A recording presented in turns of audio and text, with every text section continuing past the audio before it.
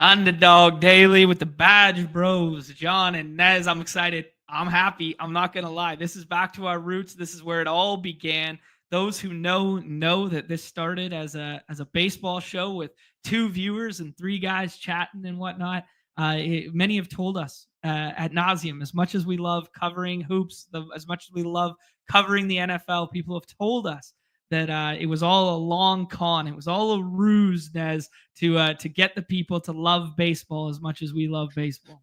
This is simply what the show is made for. This is what it all was about. We're stringing you along, through all of the winter months, all the fall, through football and all that, just to bring you into baseball season and turn people into sick puppies. Exactly. And hashtag grow the games, man. Hashtag grow the games. That's what we are about. And I just want to keep growing baseball, man, because there's no reason with the knowledge, with us doing shows, with the interest on the platform, the love for drafting, that baseball all summer long cannot mirror that of NBA in the daily streets. It's a little harder to draft. It's a little harder to auto draft, but like with a little bit of knowledge add and stuff like that. Yeah. Yeah. I think we can help people do some good work in the draft streets. Last season for dailies, since we are mostly a daily show anymore, dailies for baseball was primarily like 30K in prizes, which is a big deal. We had, some 6K to first slates, some 4K to first slates. So I'm hoping, we can get an increase maybe into the 50, maybe the 50K prize pool range. I think would be awesome. Yeah. Cool. 10% to first, what we're used to. I think people would be more than happy with that. I'm not sure if that's maybe asking too much of an increase year over year, but I would be surprised if we can't see something pretty substantial, at least to start.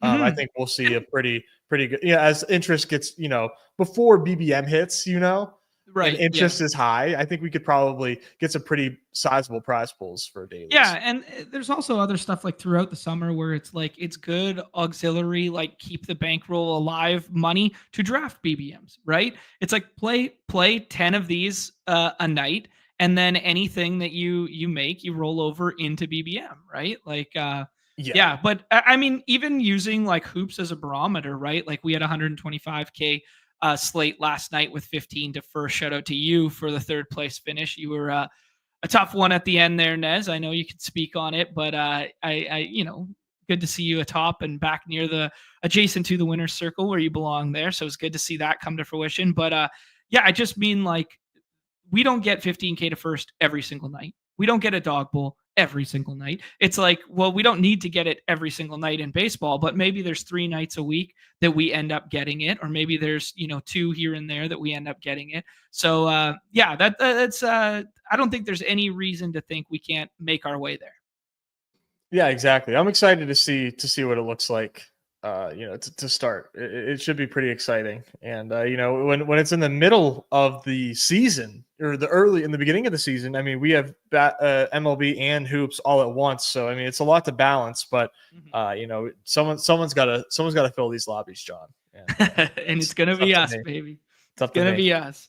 Let's talk about hoops a little bit. I led the show yesterday with telling everybody the lay of the land. Today's obviously a short slate with a bunch of back-to-backs. We don't have a ton of injury reports yet, though they were trickling in as we were starting there. We ended up getting some Rockets news. We ended up getting the probable tags on the Lakers stuff, yada, yada. Let's just talk kind of macro hoops to get it off your chest, get it out into the ethos before we do Dog Bowl tomorrow and Dog Bowl on Friday. Do you have any takes pushing into this evening's slate? Just quick and dirty, because we weren't really going to do a hoops segment, but the chat's clamoring, Yeah, no. Today's slate is really ugly, but I think we got the Lakers news, which I think most people expected to see what we saw because it's a TNT game. So we're getting LeBron, getting AD. The one thing that I think we need to keep our eyes peeled for is this Bucks injury report once that comes in, because I'm expecting funny business on Giannis. Okay. So I would probably anticipate. I don't think we're going to get an early out tag. It's usually not how they like to play it. They like to string us along. I would expect a Q tag on Giannis, potentially game time decision. But I am taking Giannis at 2. I'm expecting Giannis to sit. that is the biggest. That's the biggest deal right now. Is does Giannis play? Okay, obviously they're traveling this evening. Game's in Portland. It's the second game of the TNT doubleheader. Does that factor into anything there for you? Oh, that's a good point. That is a good point. Hmm. I don't know. I still think we're gonna get a Q tag at Okay. I still think we get a Q tag. Okay. Any getting ahead of it on the back end there with Middleton or Portis or anything like that? I think Portis is worth a 6th round pick for sure. Okay. If All we right. get that Giannis funny business, Mhm. Yeah, I mean, all of a sudden, Bobby Portis becomes ADP 11, 12, 13, something like that, maybe even higher on such a short slate. I'll ask you, is there anything narrative based for Dame? Dame's been playing really well the last three. He had triple double, and then had a score that was worthy of winning lineup last night. Any love for the Dame narrative back in Portland? Give him his oh yeah, shine on national TV kind of thing. yeah. I think you could probably put Dame over LeBron right Okay. now. Okay, cool. Anything you want to say about last night, about the sweat, about you had a bunch of lineups in the yeah, how many top 100 lineups did you have last night? 7 in the top 100. Woo! I think 5 in the top 30. Wow. I was in first for with like 2 minutes left in the game of the last game. Bradley Beal impedes the Harden landing, and then Harden gets three free throws, and that's what really iced it. But it would have been even a crazier sweat if he hadn't done that. And then the game's over. I'm sitting in second, and you know everybody's congratulating me, and I was like, you know what? I'm going to pretend like there's no stack corrections coming. You know what? Thank you guys. I appreciate the congratulations and everything. They asked me to send a screenshot in. I sent the screenshot. And then like 2 minutes later, I checked the Discord and I see what the fuck just happened. I'm like, oh God. I already know. So, I can't complain too much because it's been, my first major downswing of the season the last 2 weeks. And it was a heavy slate, 125K prize pool. So, I still made great money, and I was still pretty, thrilled with the way the night turned out. But that did suck. Oh yeah. That was a 5K stat correction for your boy. That does hurt. That does hurt. Yeah, But that does I'm sting. keeping a smile on the face. I had a good night. I'm grateful for it. The ironic thing about the night is one of the things we talked about on the show yesterday was Jakob Poeltl, and we're like, we don't get the projection. I don't understand You the talked me into it. projection. And then we were like, okay, this is the bull case. Let's go with this. And then all of a sudden, you get the scroll the F down. You get 2 6-rounders in that lineup with DeJounte Murray, who ended up pushing up as the day went on. But you get DeJounte Murray in there mixed with Amon, who was the cover boy.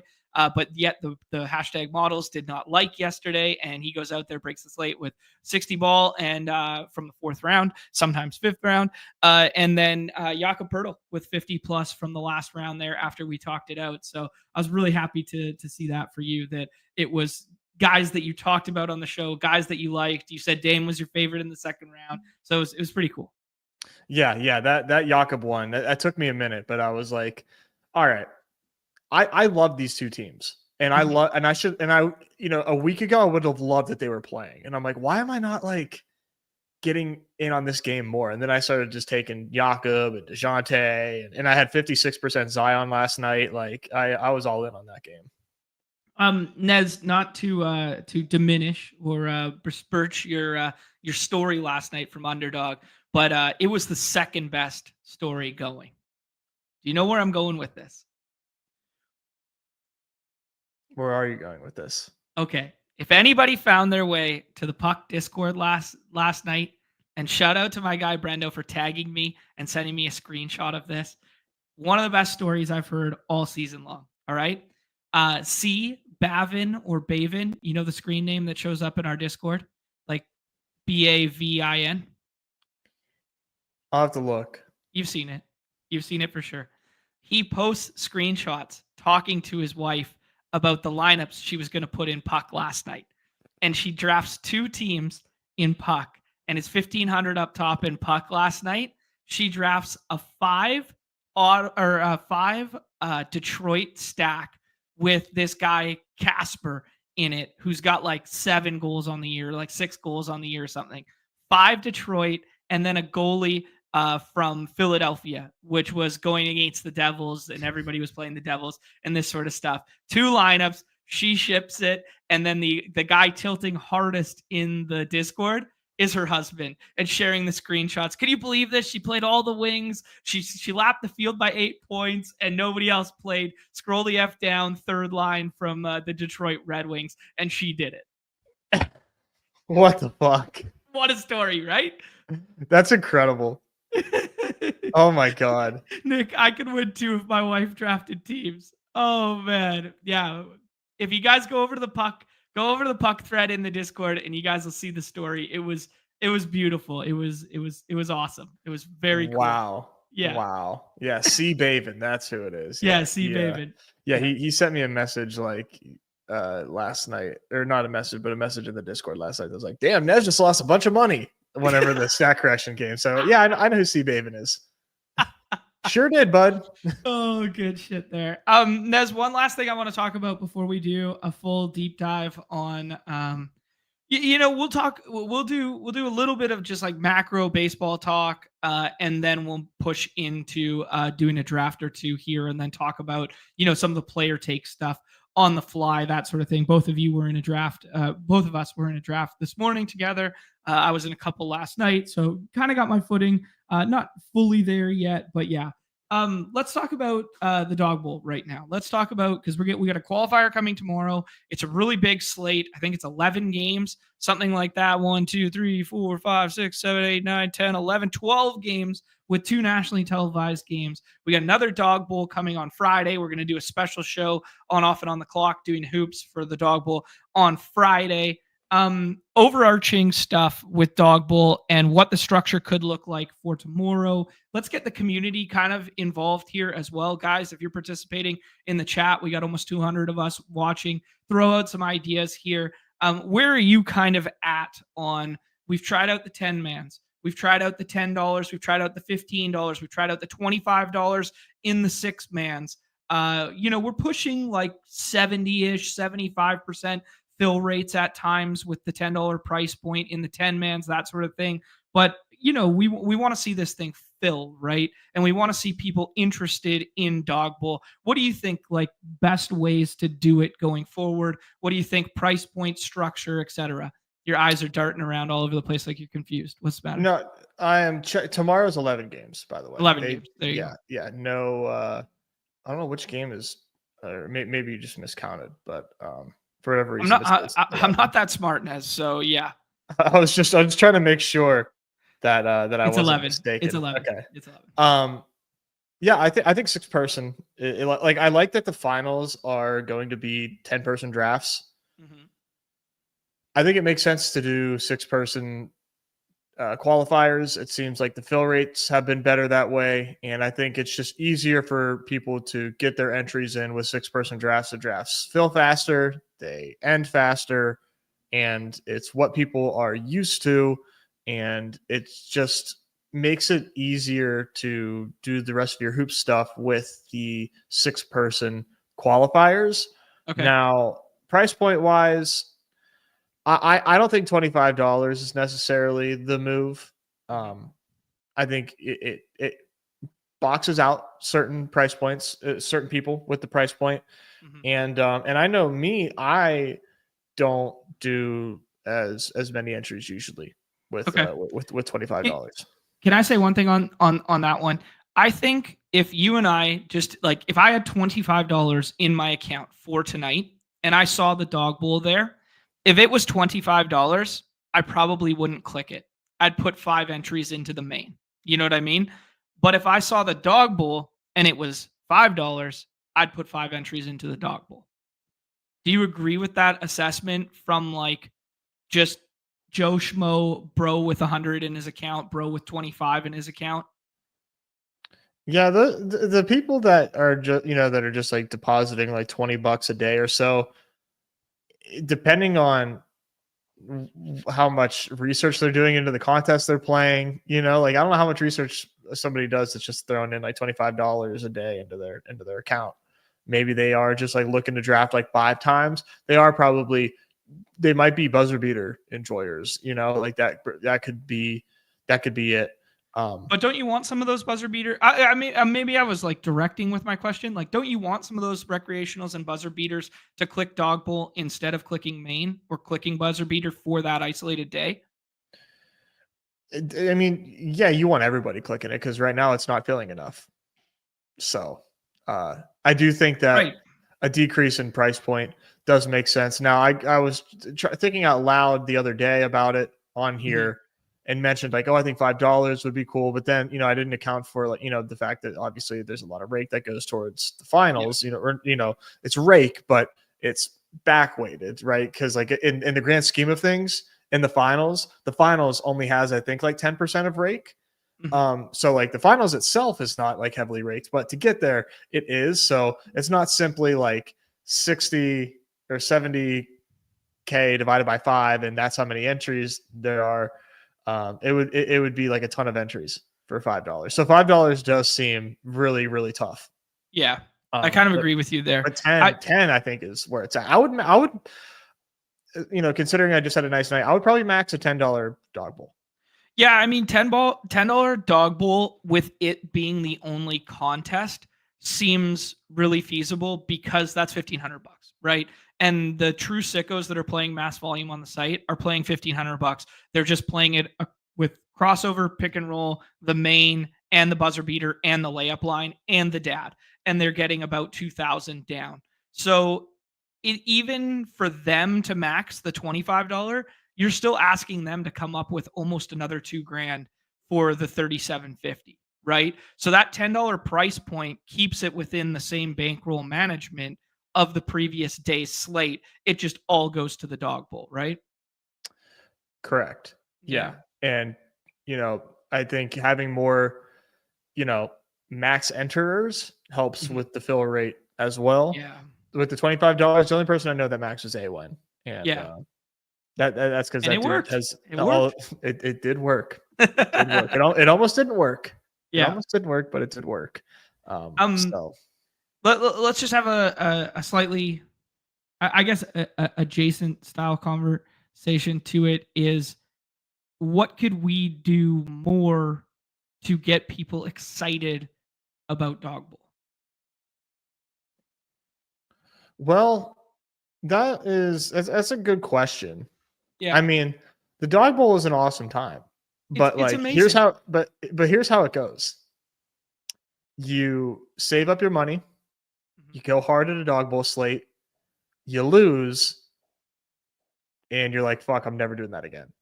Right, because of the structure associated with it, you got to lick your wounds, kind of deal. It's really tough. It's really tough. I mean, two people win every single night, right? Like 2 out of 5,800 entries, 5,600 entries. The reality is the remainder usually lose at least a fraction of their entries for that given evening. What about running dog bowls alongside other contests?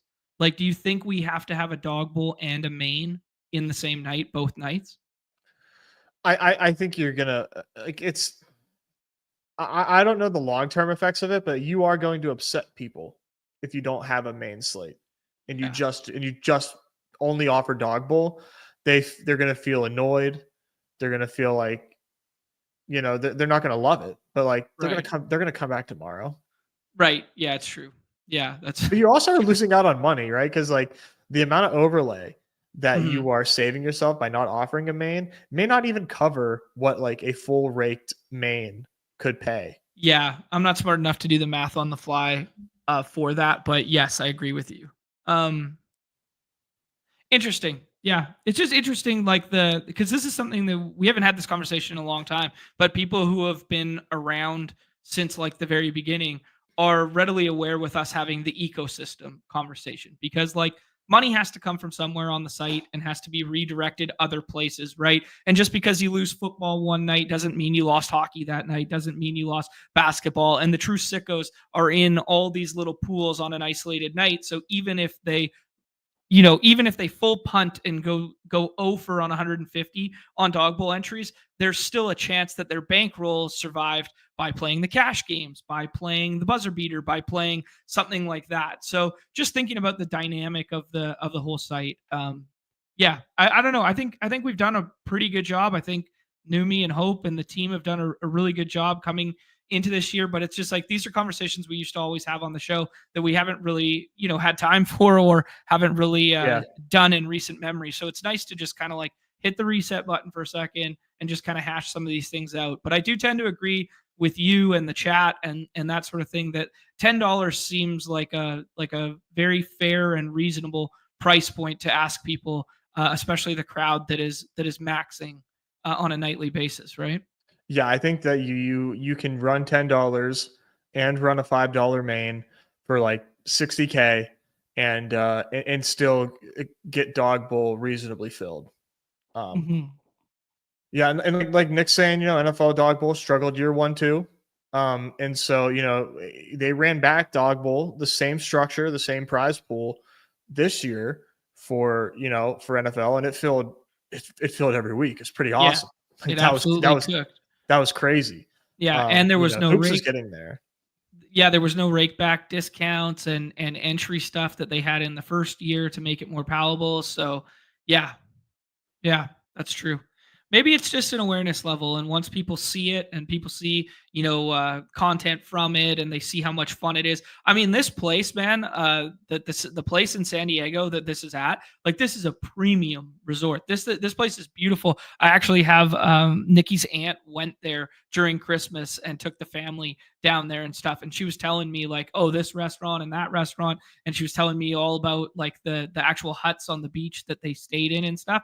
And I mean, like the price point for these huts on the beach, Des, like I was like, oh dear God, yeah, like I would not be going there if it wasn't for the dog bowl. And I think a lot of people are going to feel similarly. So, I mean, the overarching experience that you get out of it, I know it's only for a select few who end up winning a seat, but like truly, it is top shelf.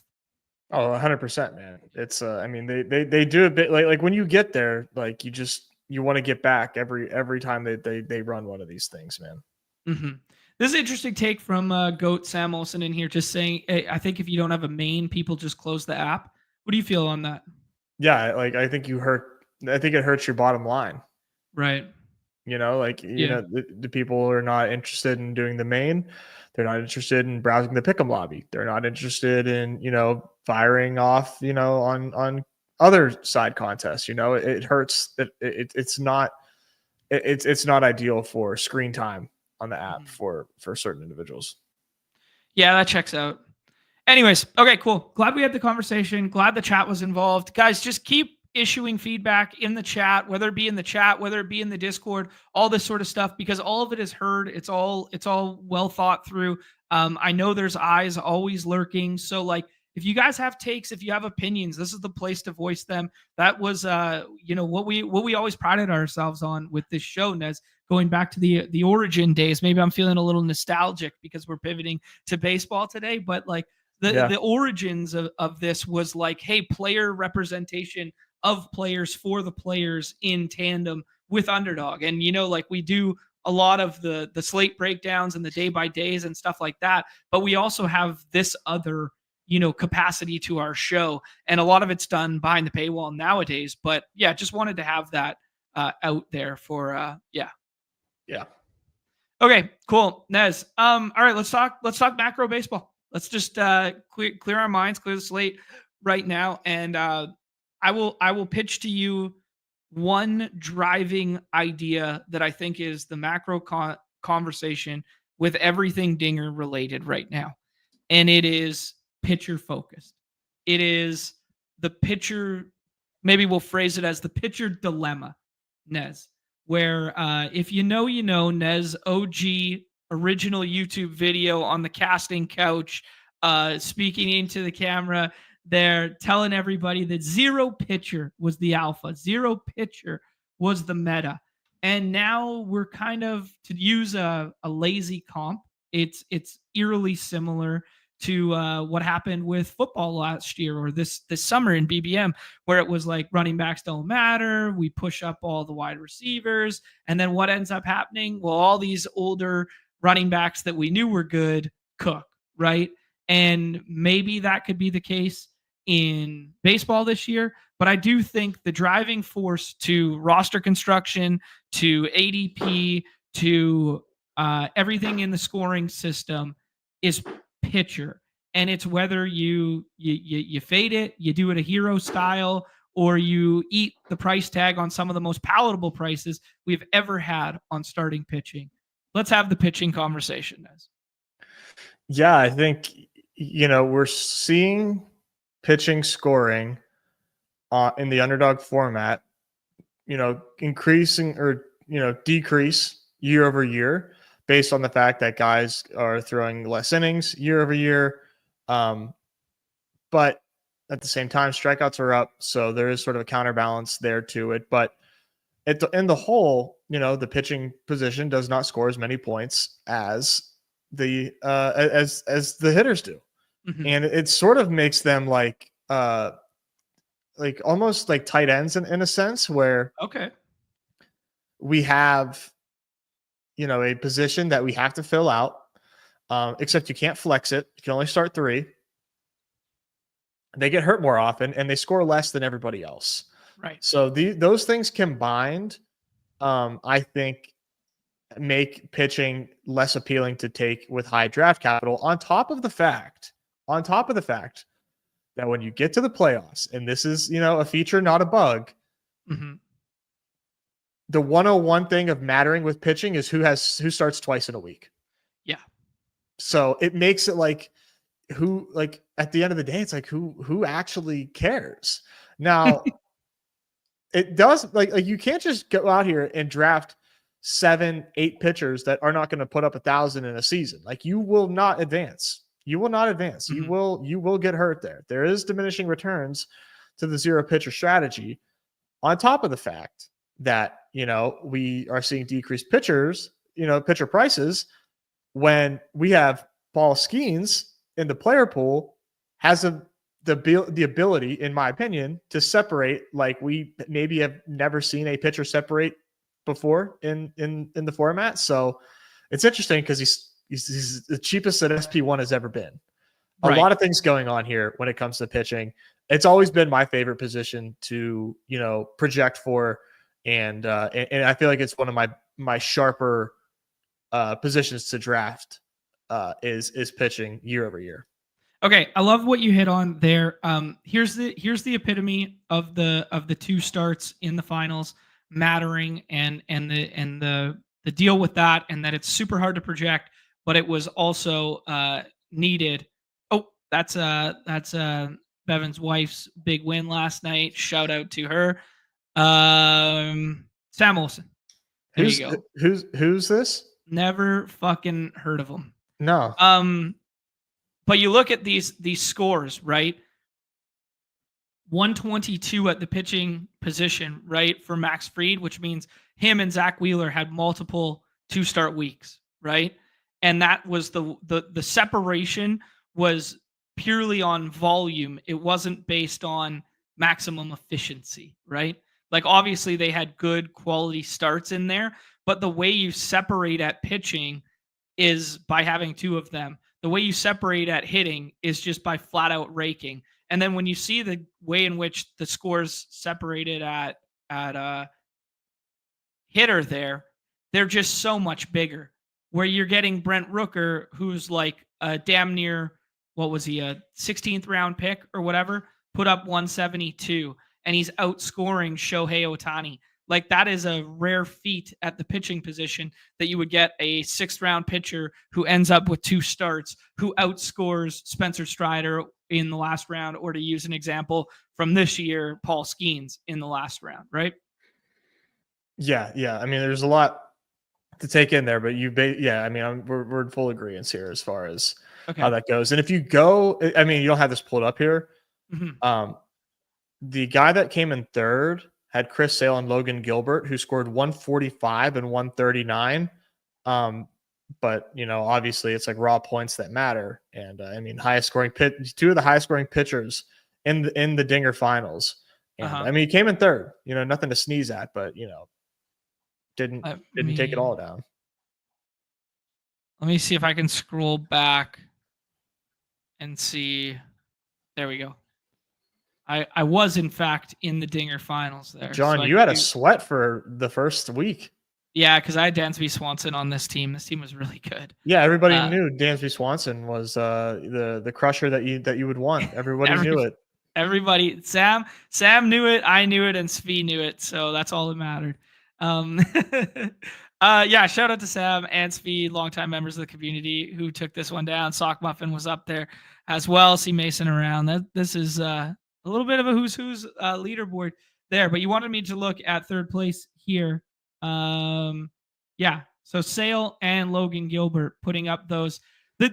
I guess this is a long-winded way of saying the had to have it scores rarely come from pitcher, even when you get two nutted starts in the final. I think that's what I'm basically getting at. Yeah. Okay. You need two stars from your pitching, but right. And there's no way for us to really figure that out unless we go full deep dive on the schedule. We see who's in good spots. We see who could be in playoff contention. And we'll go down that rabbit hole. We're just not going to do it today, right? Like we can go down that. We can see who has more games in the last 2 weeks of the season. It'll all be as part of baseball sheet with the schedule mapped out. Okay. The other thing with pitching, Nez, that I want to ask you is, for me, it's the driving force to my roster construction. And that being said, I feel comfortable doing 6 sometimes, right? But those 6, I want to do it closer to opening day when I know all 6 are healthy and I want to spend up with a little bit of capital for some of the premium arms in that. If I punt the position, I want to go with 8 and some of these back end. And right now I'm kind of in this hybrid 7 pitcher territory for this draft window, but I think that might change into 6 as we get there. Do you feel similarly in terms of roster construction and the profile of arms that you take drives the rest of your roster? I mean, yeah, 100%, 100%. Okay. I will really be in the 7 range. I think. I don't know that I'll ever get a lot of 8s in pitching unless I go really, really light on pitcher, and then I'll go 8. But I think it would be hard for me to go anything other than 6 or 7. Yeah.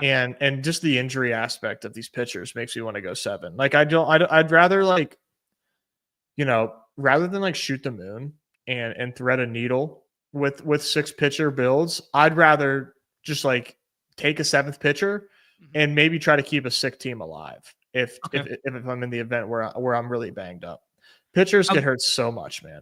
It sucks. And that's why I think saving some of your, I probably won't do any 5 pitcher builds this year. I think maybe we should take one step back. I want to talk about the highest advance rate in years past has been 7.67. That is pitcher, infield, outfielder. When we talk about baseball like this, there was a long time there where the standard build was 8.66. I think we've kind of done away with that alpha, and now we're in the territory of 6 or 7 pitchers seems closer to optimal. But I will say that the reason, in my estimation, the reason that 7.67 has been closer to optimal and better advance rates in years past is because of the quote unquote, I don't want to say legendary seasons, but these outlier seasons that we've had from the outfield position with guys at the back end. Right? The Julio Rodriguez a couple years ago, the Corbin Carroll 2 years ago, the Brent Rooker last year, this sort of thing. So I don't want to read too heavily into advance rate data because a lot of that is driven by that 7th outfielder and the archetype of player who was drafting that type of breakout 7th outfielder. But I throw it at you, Nez. Favorite roster construction right now, just in a vacuum, and do you think we're correct on assuming that? Minus 7.67. And it's mostly because I like to get more draft capital in at the infield position. Okay. I like taking really good infielders. And, there will be times where I'm at like 363 12 rounds through a draft. And I'm like, okay, I'm done at infield. I'm done. I've got a sick infield. I've got 3 guys that'll start for me every week. And, chances are one of these guys are going to be my flex. And that's my goal. My goal is that I'm not using an outfielder as a flex. I want to have my flex come from a stud infielder. And then I can be more comfortable taking platoon guys at outfield where I'm trying to capture one awesome week where Jock Peterson doesn't face a lefty and he is putting up a monster week in the playoffs and or in the Dinger finals. Mm-hmm. I want to take these heavy swings on guys like Matt Warner, who had a 155 WRC plus, wasn't in the major leagues for 3/4 of the season, but when he came up, he was a fucking monster, and he absolutely tore the cover off the ball. I want to take guys like Lawrence Butler, who Lawrence Butler had a 15-game stretch in the middle of the season where his WRC plus, the rolling average, was 34, and then he had 2 other stretches where his WRC plus was 220. Right. So I want to take those other outfielders to cover my losses when they're having down weeks. And I want to play that as a highly volatile position and take the tried and true studs at infield and then, keep it at 6. And that's going to run kind of contradictory to how most people are playing right now. Because if you juxtapose infield and outfield in like the 4th round, for instance, like that, like the names at infield are way better and are going to project way better and are way more star-studded and proven track records than the outfield ones. But this whole notion of outfield scarcity and having to fill your outfield really drives our market on Underdog. So you're naturally going to be a little more contrarian than market there, Nez, by trusting yourself to pick out some of these back-end outfielders. Yeah, and like I feel like I have a pretty good eye for some of these back end outfielders. There are guys that go really late at the outfield position that I think fit this mold pretty well. If I know that I want to take 7, and I like if I'm taking 7 outfielders, I want to make sure that I am taking guys with really high upside week to week. Okay. And it's not like I'm not drafting any outfielders in the first 3 rounds. Like, no, of course not. Yeah, still doing that. I'm not crazy. I mean, I'm not stupid. I'm crazy, not stupid. But like, you got to take these early outfielders. But like, I don't know, man. I just think, as far as like how people are, I think you can miss out on some serious week winning upside if you are passing up on some of these, like some of the best hitters in the game in the infield and some of the best pitching in the game in the pitching. Yeah, like you'll never in your life catch me taking Oatmeal Reynolds over, Corey Seager, Manny Machado, like in this range here. Yet ADP suggests it, Why do you have to? You don't have any other examples? No, I just happened to be staring at that one.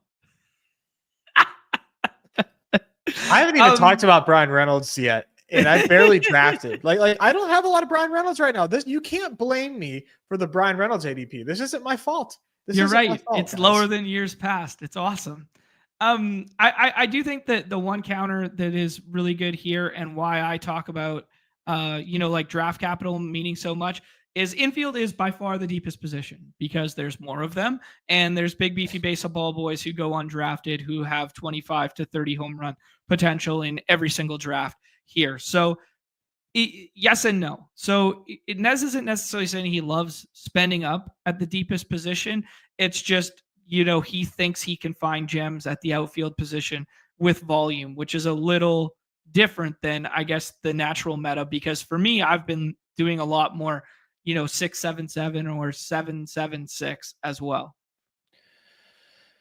Yeah, I mean 7-7-6 is still fine. I just think that if you're not trying to fill your flex with an infielder, I think, I guess I'm willing to be wrong on this, but like I would be like asking yourself why not and thinking about what you can gain by filling out that flex with a really good infielder. I think this is a really good comp in the chat. Easy says it's like 4th round Christian Kirk. Like that is what we are doing at the outfield position right now.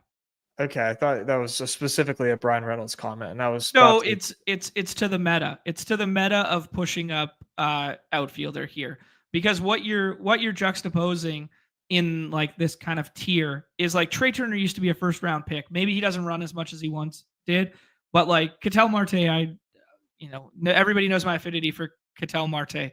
Like Austin Riley, proven grown ass stud, 35 home runs, might be in the best lineup or second best lineup in baseball, like that sort of thing. And you're juxtaposing it to a I hope James Wood is what his profile and prospect pedigree suggests it is, right? Like these things aren't created equal. Like I hope Ian Happ, his breakout in the last 2 years is real. Like, you know what I mean? Yeah, and I mean Michael Harris. Let's not forget. Let's not leave him unscathed. 99 WRC plus last year. Mm-hmm. Pick 39. Right. I mean, I know he's got the lineup and everything, but like, yeah, it's also, it's part of the outfield. It's part of the outfield stuff. It's it's quite the conundrum. Yeah. Hap had another Hap year and he gets pushed up 40 spots. Dude, Hap is good.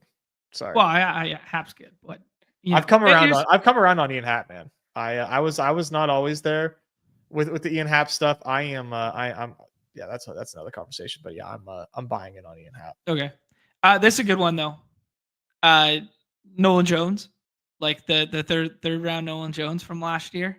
He's almost free at the back end now. So it's just crazy, these value shifts year over year. The tool shed right there at 66. You'll love to see it. Okay. Let's talk. I had some other like macros. Other macros associated with pitching.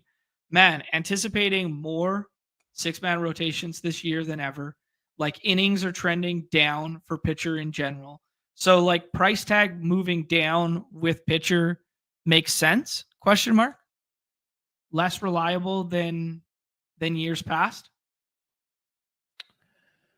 I think on the whole, yeah, that's true. But you still are going to have, your handful of like 180 innings guys. Sure. And I think those guys are pretty valuable. I think they're pretty valuable in other formats of fantasy more so than ours, because our game of fantasy baseball through the Dinger is really football, but with both baseball players in it, right? Because of the weekly scoring patterns, and that mirrors our daily contests, and our daily contests are largely pitcher can never win you a slate. Yes. Yeah, that is true. Mm-hmm.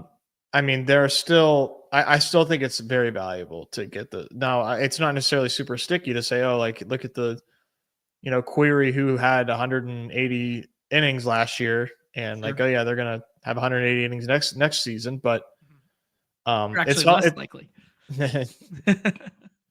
for some guys. But there is value to getting into the playoffs with that, and then like it's you got to mix and match. Like I don't think you can build an entire rotation in the Dinger out of innings eaters, like right. And you're obviously not saying that, and I don't think you can. And on the contrary, build a Dinger rotation of just straight flamethrowers that strike out more than one guy in inning. Like that's not going to work out for you either. So it is just like an interesting balance. And like we said at the start of this conversation, the boogeyman with pitcher, the elephant in the room, is that when the playoffs happen, the 101 thing of mattering is 2 start weeks. So it makes for like I love talking about pitching. I love talking about guys that we like and the ways that they're effective. It's such a unique position. It comes in all shapes and sizes with the players. Like it's such an interesting position and it's super fun to talk about. Mm-hmm. I think the thing that sucks is, it's very much like hashtag nothing matters when it comes to the playoffs. And you could probably say that about hitting too, like you just have to have a good week. But for pitching, it's even more so hashtag nothing matters. So yeah, the hitting, at least we can tell ourselves stories where we like, hey, I stacked 4 hitters that are going to Great American Small Park, or hey, I stacked 3 hitters in Coors, right? Like something like that. But like the pitcher equivalent of that is like, oh, I got 3 Mariners like starters and I banked one of two starts or whatever. Like, like the the narrative for pitching is a little more random than the story you can tell yourself with like stacking hitting, for instance. Yeah, and Sam's Oh, in the chat, memeing, what do you say? saying draft all 5 Mariners pitchers and you for sure get a double start week. Oh I think my god, he took the. I just literally said something stupid like that. yeah, I know. And like I think there's some alpha to it. Like I do Yeah. think that like taking more than one pitcher in a rotation just to like up your chances, I don't think that that's crazy, man. Yeah. Okay. Nez, let's talk. I want to ask like fragility and draft capital spent driving roster construction. So with pitcher, for instance, if you take the archetype of, you know, DeGrom, for instance, or you take Strider working his way back from the TJ, you take Woodruff, like guys like this, are you more accustomed to go 7, maybe even 8 on your pitching staff, or are you just shooting for ceiling outcome from those players so it doesn't really matter? You're just like, oh, I stay within the confines of 6 or 7.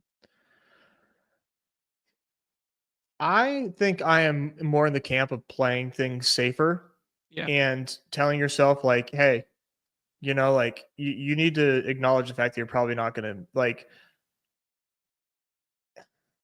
I'm catching myself at the same time because it's like, does that just make them a bad pick if you have to insure them anyways? Like, is that, or you can just, you can play it risky.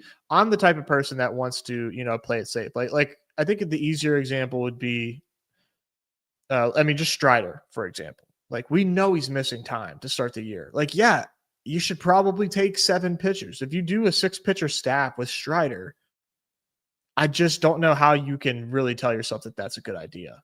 Okay. Yeah. How does that apply for the positional players as well? Like taking a dude like Trout or taking a dude like Corey Seager who misses 30 games a year the last 3 years. Yeah, I think Trout, you should like, it's okay to like take Trout and then tell yourself like, I need some extra, insurance at outfield and like Okay. make sure that that's a 7 outfield team. I don't think there's anything wrong with that because you just want Trout healthy for the playoffs. That's Mhm. it. That's it. I mean, oh my God, man. Trout's season last year, holy shit, man. That Yeah, he's was best player in the world for the first month and a half and then gone forever. crazy. He was like the leading scorer for quite a while. Yeah, I know. 50% advance rates for a hot minute there felt real nice. Yeah, I bet. You and everybody else. And I was Me and feeling Woo really Woo J Train. yeah, I was feeling really regretful not having a whole lot of Trout at that time. But And I then you remembered the thesis halfway through the season. yeah, I'm like, oh yeah, this guy doesn't play baseball. Yeah. Oh shoot. I think Acuna is another one too. And Acuna is even like stronger example because he is a second round pick. Mm-hmm. And you're not getting a full month's work for him, potentially more. You don't know if you're getting full weeks from him when he does eventually come back. You don't know. Like, I would be shocked if he's stealing bases again, but this dude, because it's a second ACL, like it's super hard to project this guy coming off a second ACL tear. But man, you got to assume you're not getting as many stolen bases from him, and that really hurts. And it's hard to tell yourself that Ronald Acuna is a good pick right now. Okay. But Yeah, if you are taking him, you need to really load up at outfield early and I think often. I was a little surprised by his ADP when we fired up drafts, like how high he was already going. Like that 19-ish range, 18-ish. Sometimes he goes higher. Like I was pretty shocked by that. I thought we were going to get some nice 4th round Acuna teams and stuff as a tack on. You know whose fault this is? Who? The first domino is Pete Overzet. Oh no. Telling everybody week 17 is all that matters. Oh. And it just totally infiltrated the game of best ball in its entirety in all formats. Mm-hmm. And now we're taking Ronald Acuna in the 2nd round because we think he could be the skeleton key. We don't even know for certain that Ronald Acuna is going to be the guy you need in the playoffs. Right. Yeah. And we're taking him. I mean, we're taking a 0 for 2 months. That's like 30% of the contest. Right.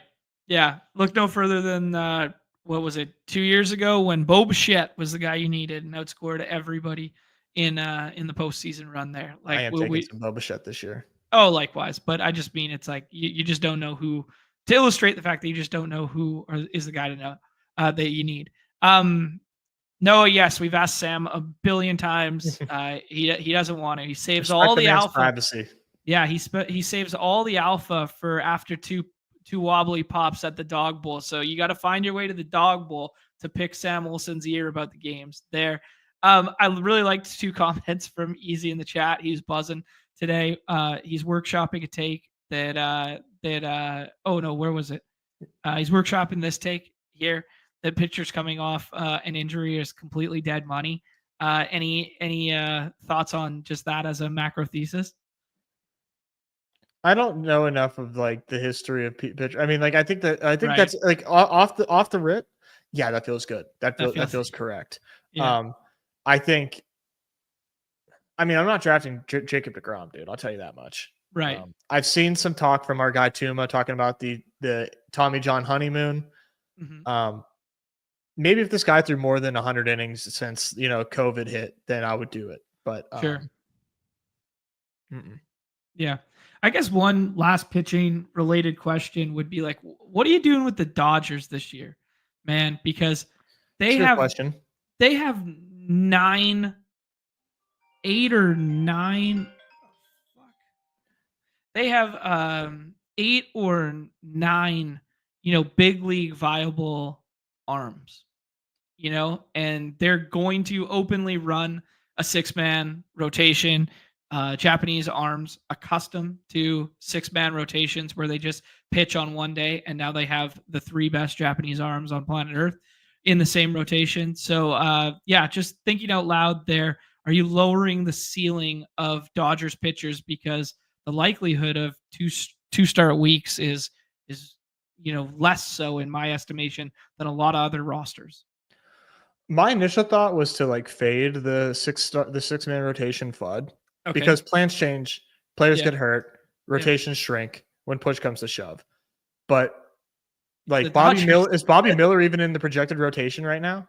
Like they have too many like they can do it. They can commit to it and they can actually do it. I can imagine them being a headache in daily season when we don't know which Dodger pitcher is starting because they have a million viable starters to come up. They haven't even re-signed Kershaw on the hometown discount to do his 8 starts a year. They have. Here, I'll pull it up. Do they have any room for him? I don't think they have any room for him. Oh, they will find room for him. Don't you worry. They will fudge some things. I think he's going to sign a 24-hour contract and tell him to hang up the fucking and retire. Please. Retire. Yeah.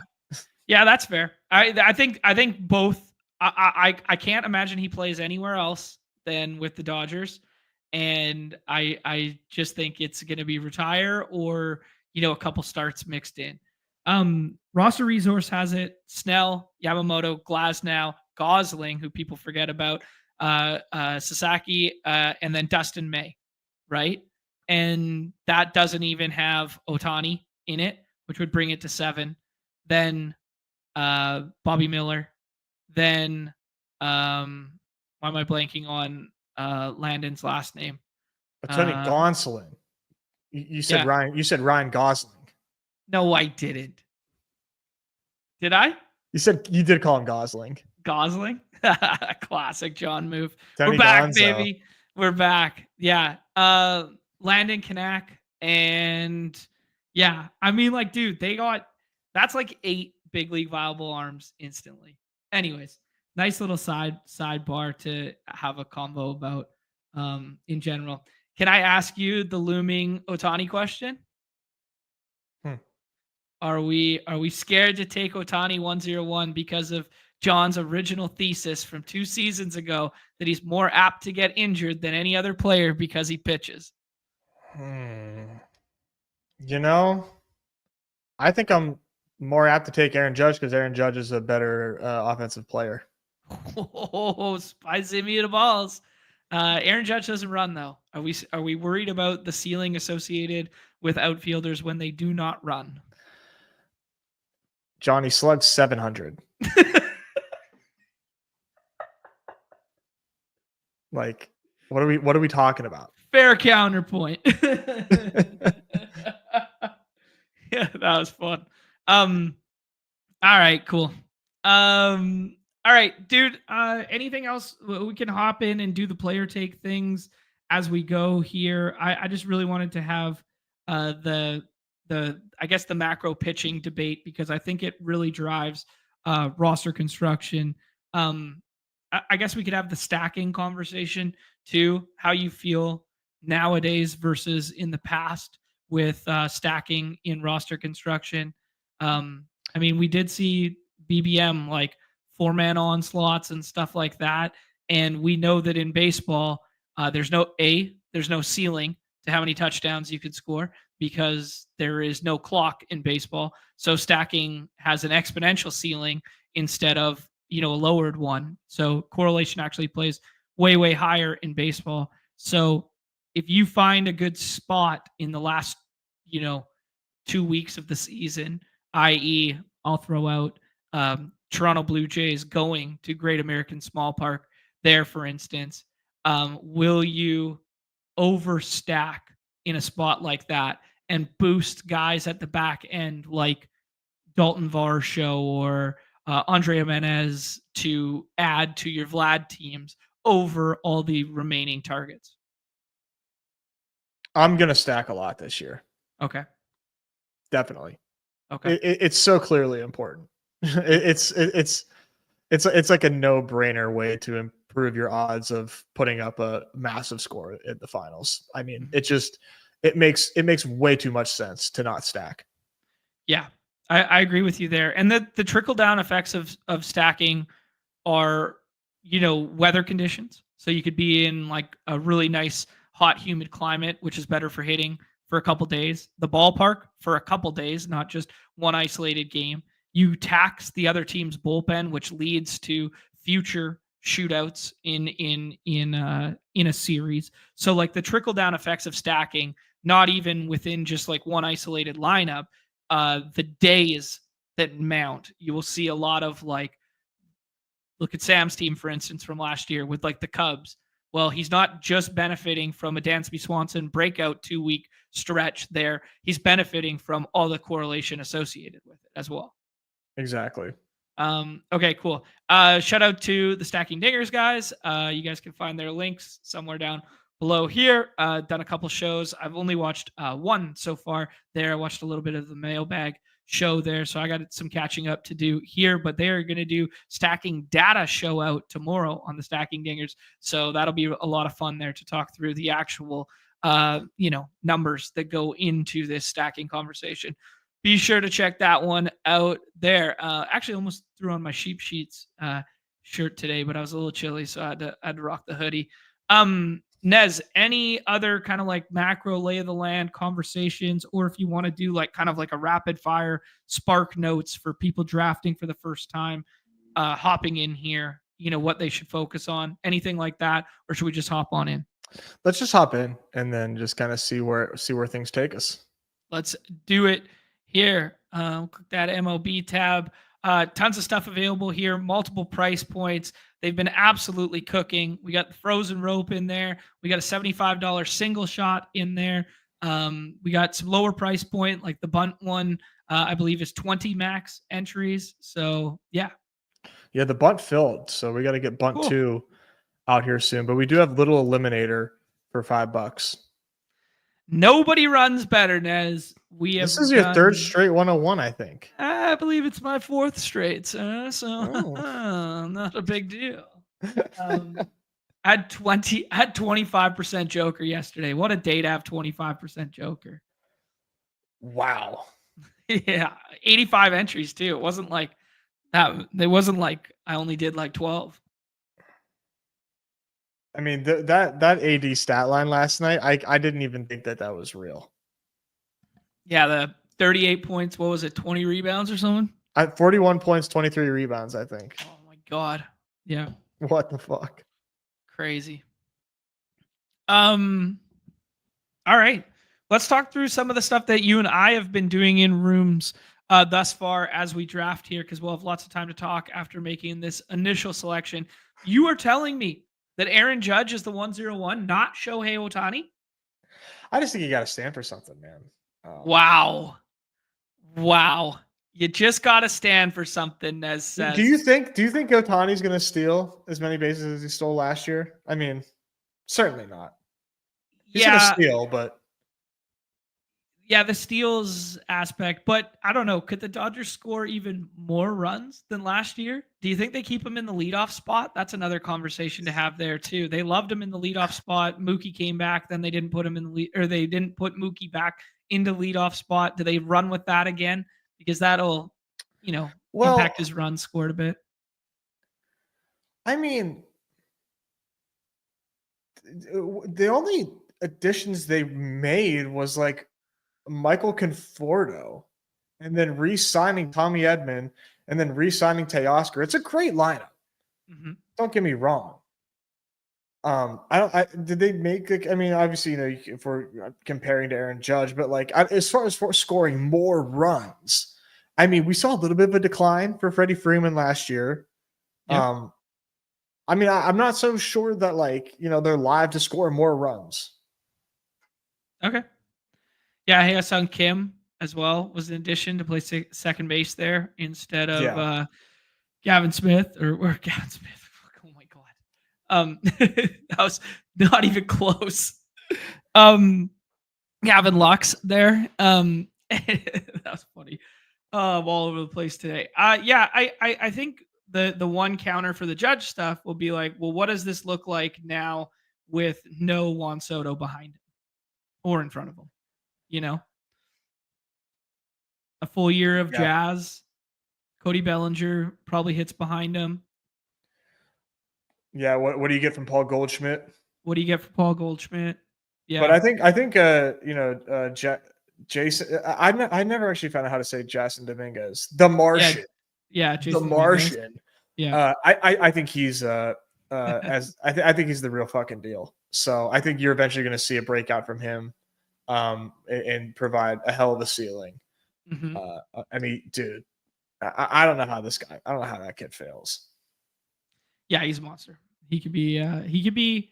Well, I guess it'd be interesting to have that conversation in a half second, like some of the huge potential risers, because we've had this every single year, where it was like Julio the one year was it was Corbin Carroll the one year, it was Wyatt Langford last year, it was Evan Carter a little bit of last year and the year before, like some of those potential huge risers. And like if Jason Dominguez comes out, he's getting nationally televised in spring training because it's the Yankees. He's on those ESPN games.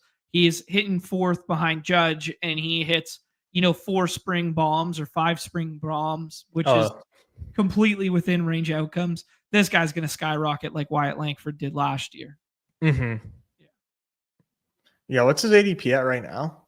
I think it was like 80 something. Maybe it was a little further behind that. Jeez, he's on. Oops.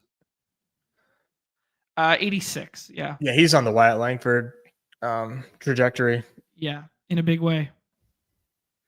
I guess we could have the Jarren Duran conversation, because there's a dude who we were way ahead of our time on, Nez, and now all of a sudden he's a borderline first round pick out here. Thoughts on just him probably leading off every single day there? Can he run it back with I guess we can make these picks too. Okay, Acuna comes back to us as the judge drafter. You said you were not in on that ADP. I would throw my hat in the ring for some of these elite outfielders here. I've been doing a little bit of like the Devers plus Bryce Harper or like Austin Riley. I think they're potential risers, but do you like Acuna here? I like Riley for one. Okay. And then let's talk about this next one. All right. We didn't talk about Oakland's new park. Yep. That could have like massive implications for these bats, right? Mm-hmm. You take half of Brent Rooker's games and put him in a small park. Yep. I mean, I've seen Brent Rooker go here, and I don't think it's crazy. Okay. I mean, I'd prefer not to, but all right. Go Wyatt Langford if you want to go someone else if you're asking me.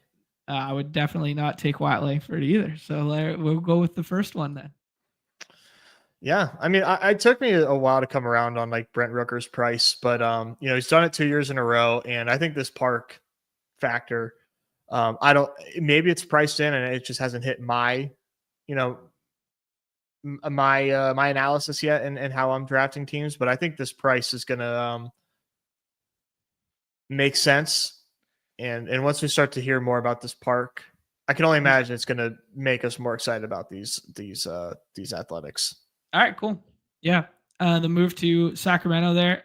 We just took Brent Rooker over Bryce Harper, Rafael Devers, and Ronald Acuna.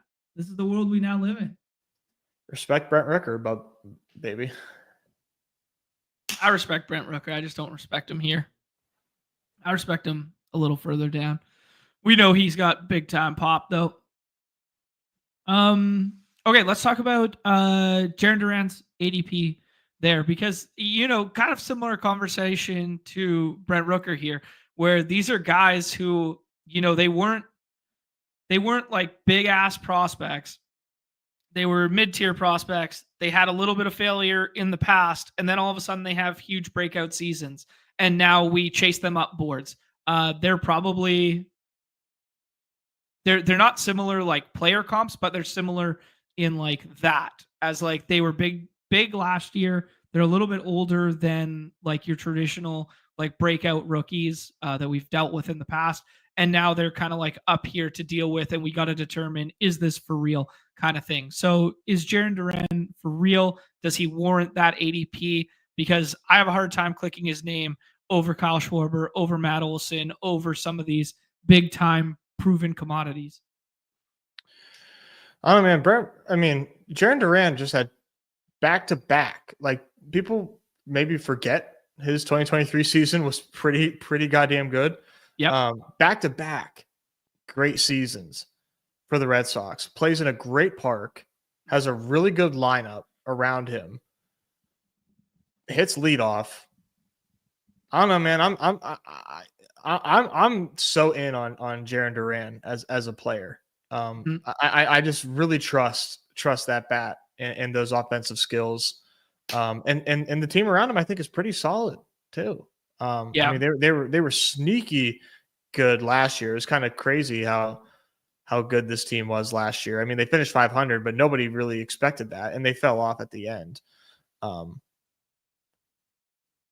Yeah, man, I'm a believer in Jarren Duran. He steals bases, hits extra bases like they're singles. Yeah.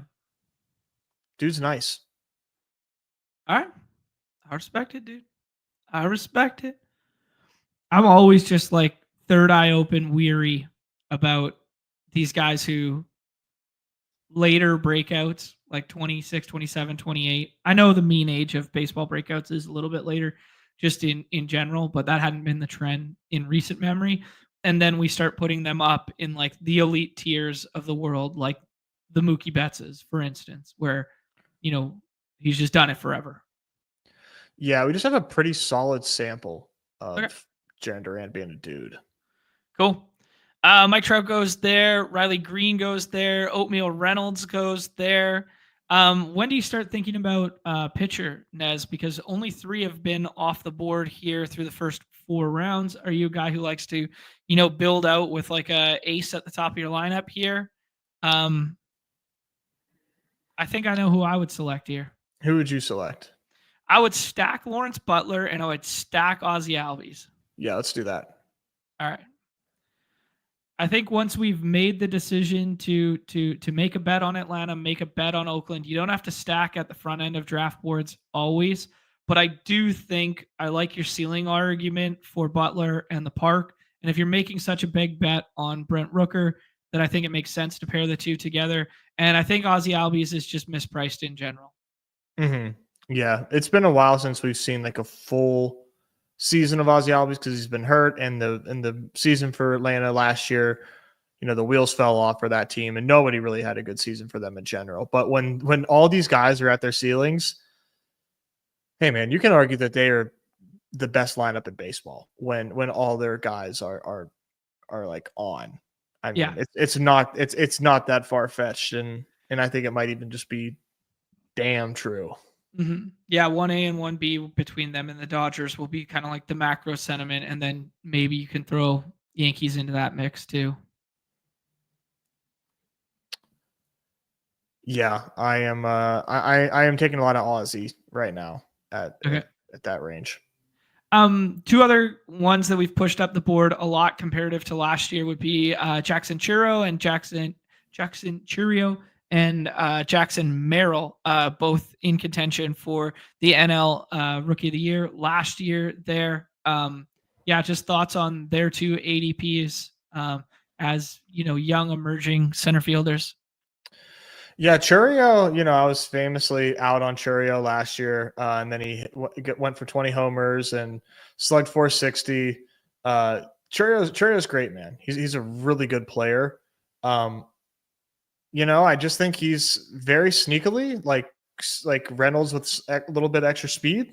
Okay. Um, but he's a young player, so everybody likes him, and he does have a higher ceiling. I do acknowledge that, but I think when you look at him projection wise, he does kind of look like Brian Reynolds with a little extra speed. Merrill, young guy too, but 6'3", 195. I think what really has me interested in Merrill is I just think he's more athletic. The stolen bases, that edge goes to Churio, but Merrill slugs 500 last year as a 21-year-old. He turned 21 in the middle of the season last year. I mean, they're both young, but Merrill 6'3", 195, and then picked up center field and was just like, oh yeah, by the way, I'm an elite defensive center fielder. He was not a center fielder. And then they're like, you're going to play center field. He's like, yes, I am. And I'm actually going to be a fucking baller at it. So I just think that the ceiling for Jackson Merrill is higher. Okay. So any concerns he's a dude. Any concerns about Brewers lineup, just in general? Obviously they lost Willie Adames, who was a lefty killer in the middle of that lineup there. San Diego, I don't know. They should be doing more. But anyways, let's talk about the Brewers for a half second there. Christian Yelich, kind of like most recent reports, hadn't started baseball activities, but then started swinging and stuff like that. Kind of looks like on track now. Yeah. Anyways, just that lineup. I like comparing their the two lineups. Yeah, Okay. I like their lineup. I think obviously it's a big miss whenever you take out Willie Adames. That's a huge subtraction there. But I like Joey Ortiz, Bryce Terang, even though he doesn't really have power. I do like Terang. I love Sal Frelick. Yeah. It's not like a big ceiling lineup, but I do think it's a line. I think it's a good lineup. Okay. Cool.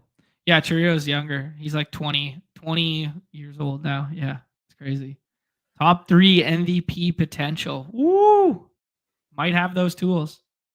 Yeah, Churio is 6 months younger than Merrill, but I still, point stands. I still think Merrill has the higher ceiling.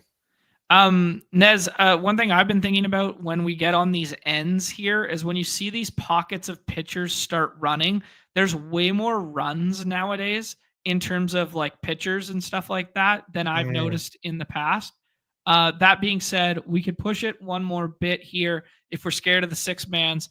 And there's some names I like here. I like CJ Abrams and I like Junior Caminero. Let's say Junior here. Okay, Junior could be a big riser there. Man, how fun him and the he who shall not be named anymore could have been together in the middle of that lineup. Yeah. And then thoughts on the next one here, Nez. Do you want to go starting pitcher or do you like CJ Abrams? I like CJ Abrams. What about Chris Sale?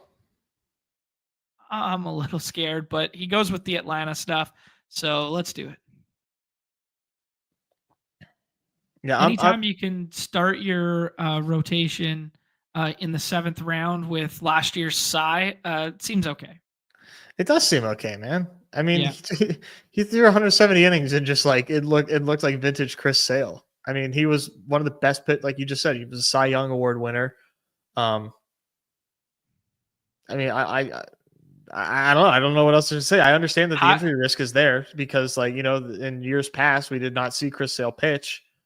And he was like an 18th round pick last year, or something like that. I I get the concerns, but I don't know. I think we're going to take 7 pitchers on here. I don't think starting your rotation off with a high ceiling like Chris Sale is the worst idea. Okay. Yeah. Here's an interesting one. Brent Doyle is 40 spots higher than Tovar. Yeah. I mean, if you're just comparing the two players 1-to-1, but there is the positional designation factor there. Nez, in that same range, we could add the conversation about Dylan Cruz or Jason Dominguez. Those are, fun, hot, sexy names to click. We've seen a little more of Dylan Cruz in the big league than we have of, actually, it's pretty close, but at the tail end of last year, at least with Dylan Cruz, and some playing time and stuff opened up with the Lane Thomas trade and that deal. Just kind of expectations for them in your estimation relative to ADP. Yeah, Dylan Cruz, man, like everybody expected him to be the 101 before, the Pirates took Skeens. Yep. Got off to, a little bit of a rough start in the majors, slug 350, small sample size, 30 games, 132 plate appearances. I think he's somebody that I would definitely expect to outperform his projections. So okay. I have no problem with where he goes. Projections tell you he's, around a 100 WRC plus hitter. I mean, just as a prospect, man, he is he was one of the best hitters in college baseball like history for a while there. Yeah. I think it's okay to trust Dylan Cruz and also trust that this Washington lineup is like sneaky awesome. At least the top half of it is. So, I think Dylan Cruz makes a lot of sense. I think he like the concerns for Dylan Cruz are that he's not good. But like if he's good, everything is, there's so many, the upside is pretty immense with Dylan Cruz. Yeah, I won't fight you on any of that stuff. I have a really fun comp in my mind based on something that's taking place in the chat right now. Our guy Billy Jones said Vientos at that corner. Probably going to be hitting in the middle of that lineup, maybe behind Soto and stuff. Now, why take Mark Vientos when you can just wait 10 rounds and take Michael Toglia? I don't know, man. Vientos is better. Watch this, Nez. 27 homers last year, bad ballpark, 266. Look at all this, the barrels and stuff like this. Look at a little bit of red, some blue in the good areas, that sort of thing. Look at Michael Toglia, baby. Big sex. Big sex. I mean, I get it, man. I get it. Michael Toglia is a great best ball pick. He sure is. It's a great best ball pick, but Vientos is certainly the truth, right? And he I like Vientos. He does play with Juan Soto now. Mm-hmm. But they both strike out similar rates. Toglia does get the park advantage, so I'll give you all that. This is kind of my macro thesis with infield is like, early studs, and then we can find these middle tier guys later with similar profiles, right? Like I just probably won't take Tristan Casas this year. Like there, I see the ceiling. I get it. But like I could just find a similar profile late. I mean, similar, but not the same. Yeah, that's fair. Tristan Casas is very good. Nez, this is where I'd suggest that we start taking some pitching. Crazy volatile staff to have DeGrom and Sale together at the start, but some ceiling there. But any other names in here that you would be clicking here? Gallen feels like a good bet for innings. So does Max Fried. What about Shota? Shota feels good. Yeah, I'm good with Shota. Would you take one pitcher here or would you take two? No, I'd probably take Alex Bregman here. Ooh, interesting. Okay, sell me this pen on Bregman. Do you think his ADP rises significantly if he goes to the Astros? Do you think his ADP rises significantly if he goes elsewhere? Tell me what's up. Yeah, I just think Bregman is getting the free agent discount right now. I mean, down year for him, relatively speaking, but still a great pick. And there's a chance he goes back to the Astros. Now, if he does, I don't know what they do with Paredes. I don't know what what that infield looks like if he does go back there. Yeah. But regardless, man, like Bregman is hitting in a Well, great spot in the order wherever. did you hear what they do with it? This has been low key documented now. They move Jose Altuve to left field, That's and they right. move Paredes That's to right. second base, and they put Bregman at third. I mean, that's fucking fire. Yeah, that's nasty. I forgot about that report. Yeah. Yeah, they need to do that. That would be great. I really like this. Like if they get Bregman on this team, man, like you already know, I'm already in on Isak this year. Like Crawford boxes and playing with in the same lineup as Jordan. I love it. Look at this. I tweeted it out when the trade went down, but we got to look at this spray chart on Isak Paredes with the home runs and then juxtaposed to the Crawford. Just a straight line. Look at this. Left field. Look at this. It's so beautiful. Dude, he breaks models. Like teams don't know how to value Isak because he's an anomaly. Like right. Look at the blue dots. Yeah. None of those blue dots are where you want the blue dots to be. I mean, you never want blue dots on your Savant profile. But like the dude pulls fly balls and like he just gets hits. I mean, he's awesome, man. Yeah. Disappointed in Sean today. Every day. Evergreen. What did I do this time? Oh, they're all because we're looking at the lollipops. They're all high on Cassis, and they hate that I'm on Savant. Correct. Oh, fuck you guys. Let's go. Oh, I love having fun. I mean, we all know why you don't like Cassis, brother. Why? We know. No, we don't know.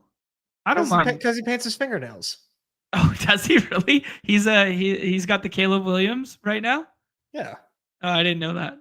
I knew he was a bit of an odd duck in the dugout when he was Baseball is Dead had a whole thing where they were talking about his behavior patterns when he was injured and his dry swings versus like every pitcher and stuff like that in the dugout and just like different antics than other guys. But I know there's a lot of weird guys or guys that do weird things in the league. Like I know guys who do like full like shadow pens and stuff like that. Like Logan Gilbert does a shadow pen every day and stuff like that. So yeah.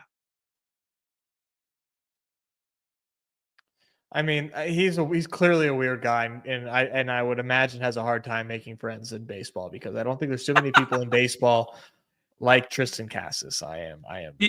The only guys that paint their nails are the catchers. Catchers painting their nails was fire back in the day. Well, yeah, you got to read the signs. Now we don't even give signs anymore because this is the Astros.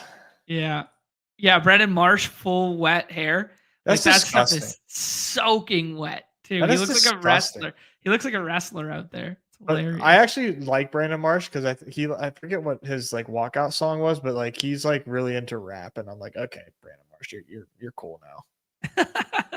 Ooh, Tovar almost came back. A couple fun names here, but they're all infield related. This is kind of like that cliff that takes place with infield, outfield. Also some starting pitchers.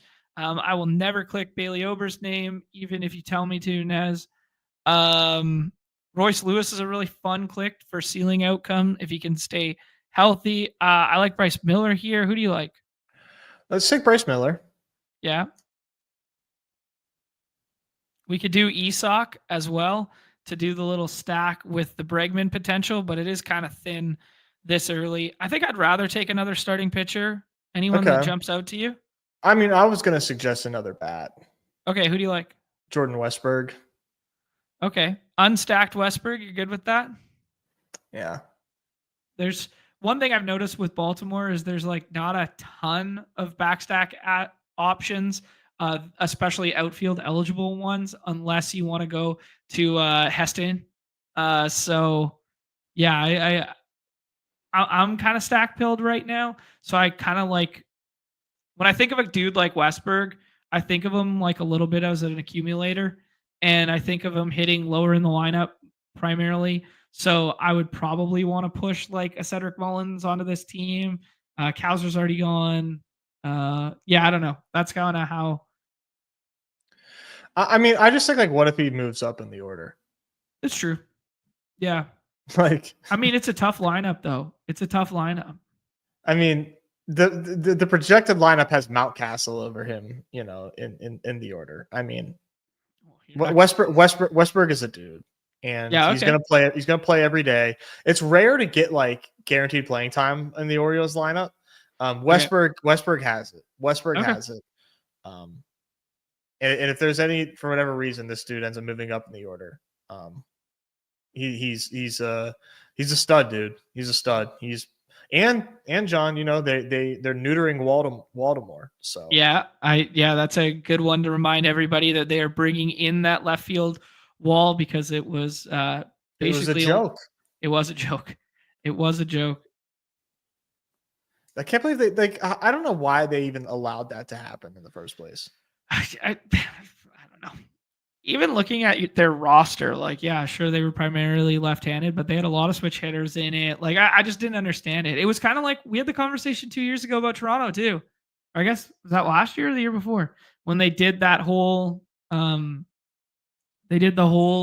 deal with putting the Corona zone out in center field, and their whole team was predicated on pitching and right-handed power, and then they just nuked like right-handed power in their ballpark. Yeah, that was weird. I don't even remember how much the fences even moved. Yeah, they put the bullpens out there and did something else. I can't remember. But it killed what used to be right-handed paradise. Yeah. Speaking of right-handers in Baltimore, I mean, Bo Bichette, 10th round pick right now.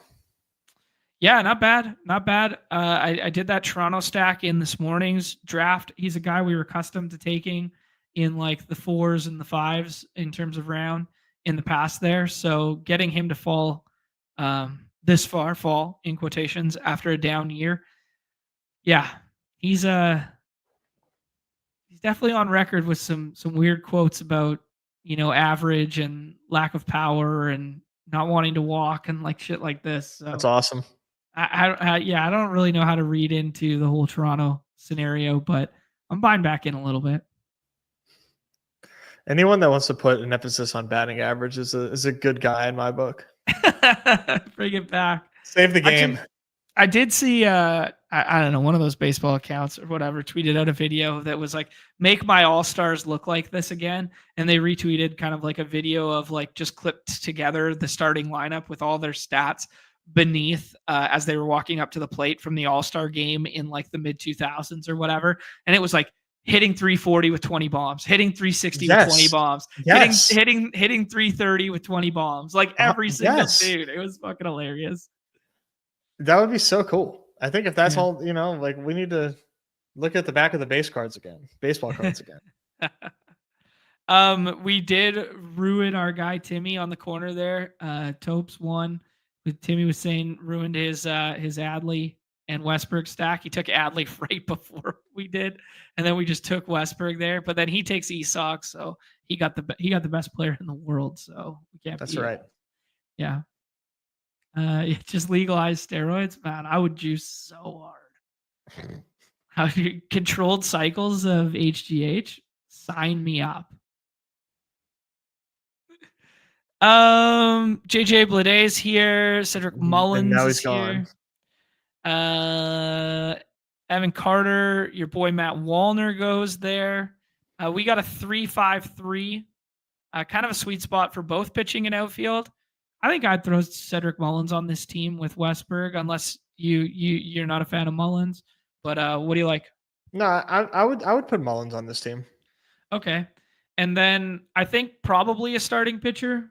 You know, NL Cy Young 2 years ago, and then sat out last year in Sandy. There were a lot of red flags in his profile the year after the Cy, but with this price tag, I'm fine with it. Rookie of the year in the AL last year in Luis Gil. I would take Jared Jones. Oh, all right, fine. You have to know that this is a Nez team somehow. All right. Well, it is a pretty Nez team here with the Bregman and Westberg stuff and the Brent Rooker. That makes it a Nez team. There you go. There you go. Oh my goodness! I just noticed what T. Gill was doing in the 3-hole here. Jesus Christ! He pissed off the jump.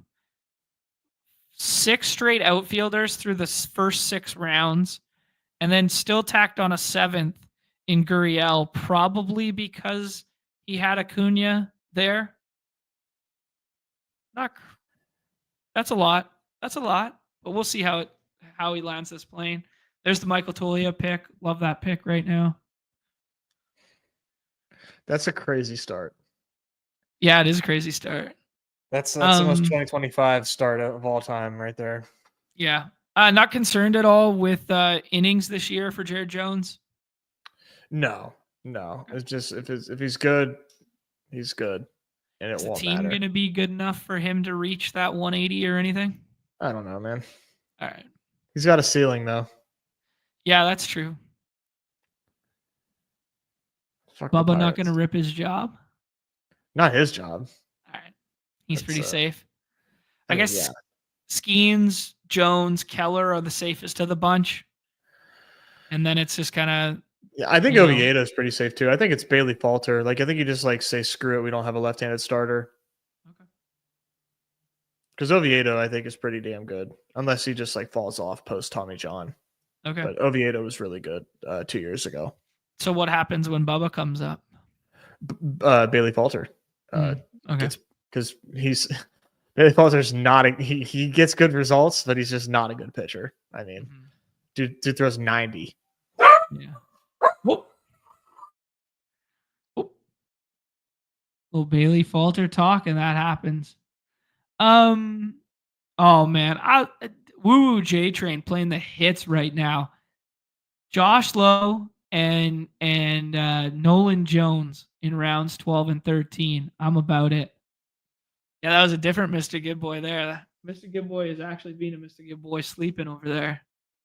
He's living up to his name. Yeah, simply juice the ball again. That's true. We do not know what to expect year after year with the baseball and with like the humidors and stuff like that, and the implementation of humidors in certain parks and stuff. I guess that story was 2 years ago, last year, 2 years ago. All right, interesting team so far. 4-5-4. Some of Nez's guys, some of my guys. Sale, Shota, Bryce Miller, Jared Jones, Riley, Albies, Jr., Bregman, Westberg, Judge, Rooker, Butler, Mullins. Not bad. Not bad. We kind of passed on the Paul Goldschmidt without even really like talking about it in terms of like Yankees. Because like a lot of the Yankees go so early that like the back stacks aren't even like there and stuff.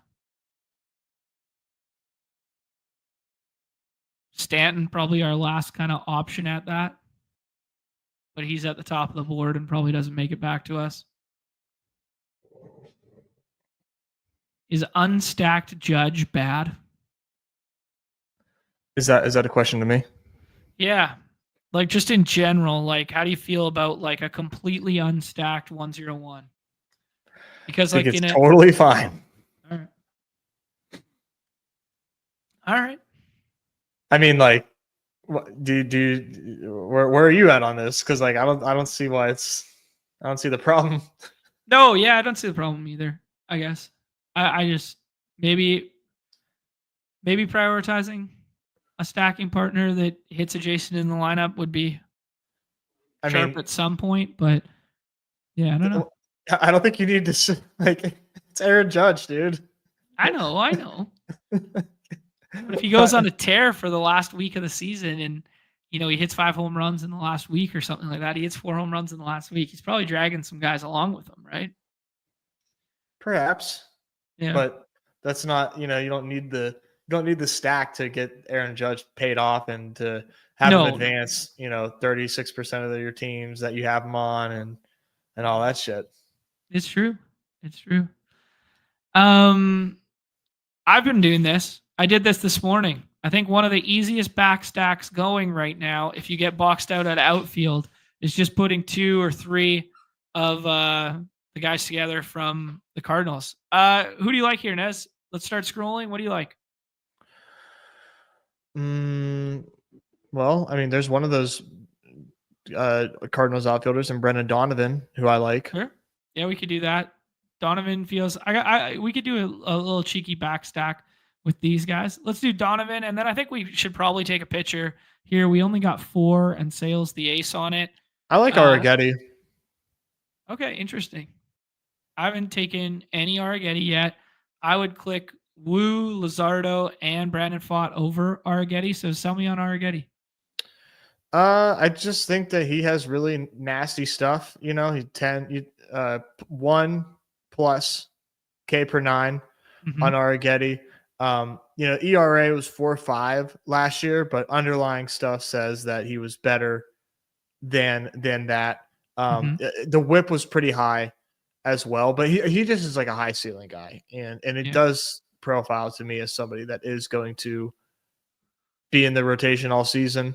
Didn't he have an 8-inning no-hitter with like 12 plus Ks at one point? There was one crazy outing last year. I remember it from the daily slates. It wasn't Bowden Francis. Maybe it was against the Phillies. He went 7 2/3 with 11 Ks. No, like he didn't end any outings with 0 hits, but that Phillies outing might be what you're talking about. He had a Red Sox 7 2/3 and 11 Ks. Yeah, I think that's what it was. Almost won 8 innings, and then one against the Red Sox, 7 innings, 2 hits, 2 earned runs, 13 Ks. Against the Rays, 6 innings, 12 Ks, 5 hits, 1 earned run. Okay, Nez, I'm going to do something real quick here. Talk about Arrighetti and whoever. Sure. I just talked about Arrighetti. I'm not talking about Arrighetti again. What's going on in the chat here? Literally could not care less. I agree. You don't need to, like, it's Aaron Judge. You don't need to stack. You don't need to stack Aaron Judge. Does it help? Of course. Of course it helps. It's not a must. It's not a must, but I like Bellinger as a stacking partner with Aaron Judge for sure. Here's a great question. Realistic Pirates win-loss record. Realistic as far as like realistically positive, or just realistic, what do I think? What do I think? I think they're probably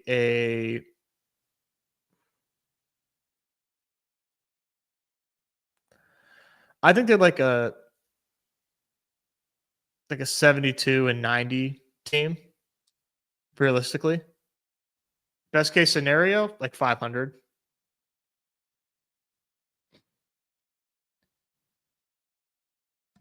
All right. Now he'll leave me alone for a bit. Just give him something to play with. Yeah, give him some bone or whatever. He's going nuts there. There's Jordan Walker. There's a potential spring training riser if he rips the cover off the ball like he did 2 years ago. He feels like a great pick. Like, I'm just buying the profile of Jordan Walker. Yeah.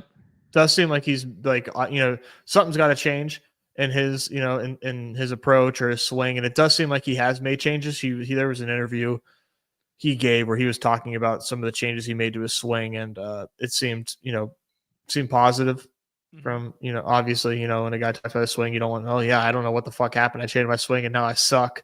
But he's at one point in time, Jordan Walker was a great hitter. Yes, very much so. All right, let's do what else is going on in the chat here. Concerns with Boston rotation with the amount of arms. Not really. It's a good problem to have, no? I mean, not for our game. Well, I mean, yeah, but like you don't have to draft Bueller or Cutter Crawford or like those guys. Like you just take Garrett Crochet, maybe a Tanner Houck, maybe a Bello. Like that's it. Like those one feels pretty safe. Yeah, I would definitely probably stop at Houck or Crochet. Yeah. I don't trust Walker Bueller in Fenway. Well, that's what I mean. That's what I was like. You don't have to take Yeah, him. You right. just I know. take. I'm just saying. Yeah, I like Bello. Like I think Bello's good. Yeah, yeah. I used to be a Bello guy, and yeah. All of our Cardinals outfielders went in that round, so we Yeah, missed that's what out they on do. a stack partner. Roman Anthony staring us in the eyes here could find some playing time. I don't know. It's pretty thin in my opinion. But one of the best prospects in baseball. There's I like how Luzardo here. let's do Luzardo. I like Luzardo. Like I think Luzardo's a dog, dude. Like I think he's good. Yeah, he just hasn't had too many like great starts, but obviously the ceiling I think is very, very high, and maybe a change of scenery going to Philly could be what he needs. I'm starting to think about like stacking partners and stuff like that, like Arenado or Wilson Contreras, something like that. Arenado's getting traded. Okay, Victor Robles, people like. I was gonna say Correa. We're all over the board. Just click somebody. Oh no! Oh, I was too. All right, slow. we're shooting the ceiling with Roman Anthony. At least the bright side of Roman Anthony is that he might be the truth. He might be.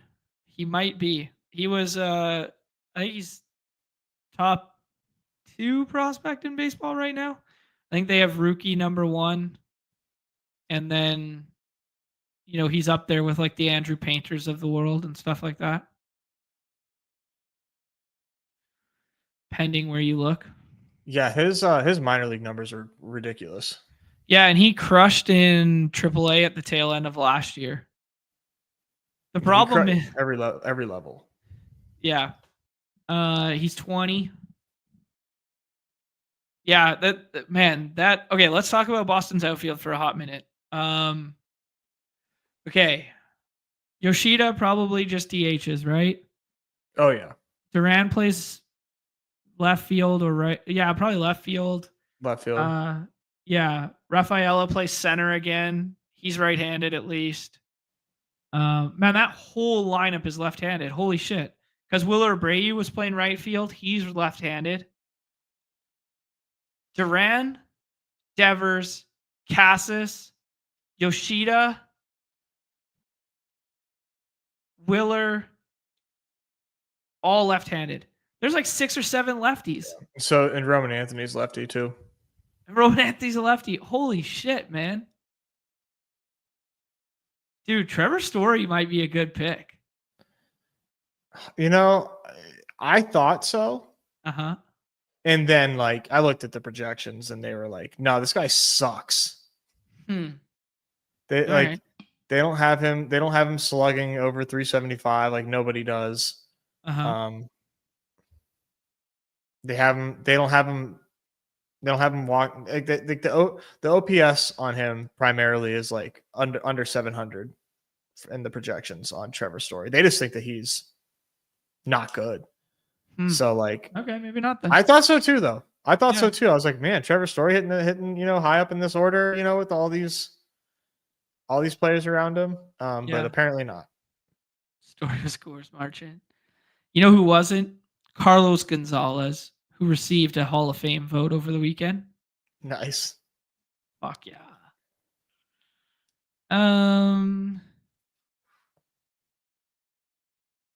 Yeah, you can get all these left-handed Phillies. Good team, left-handed. That's kind of good. Yeah, Luzardo could have like a hell of a turnaround in Philly, but like, man, he was not good last year. He was okay, wasn't he? He had a 5 ERA and struck out 7 per 9. It was not good for my guy. Interesting. All right. Yeah.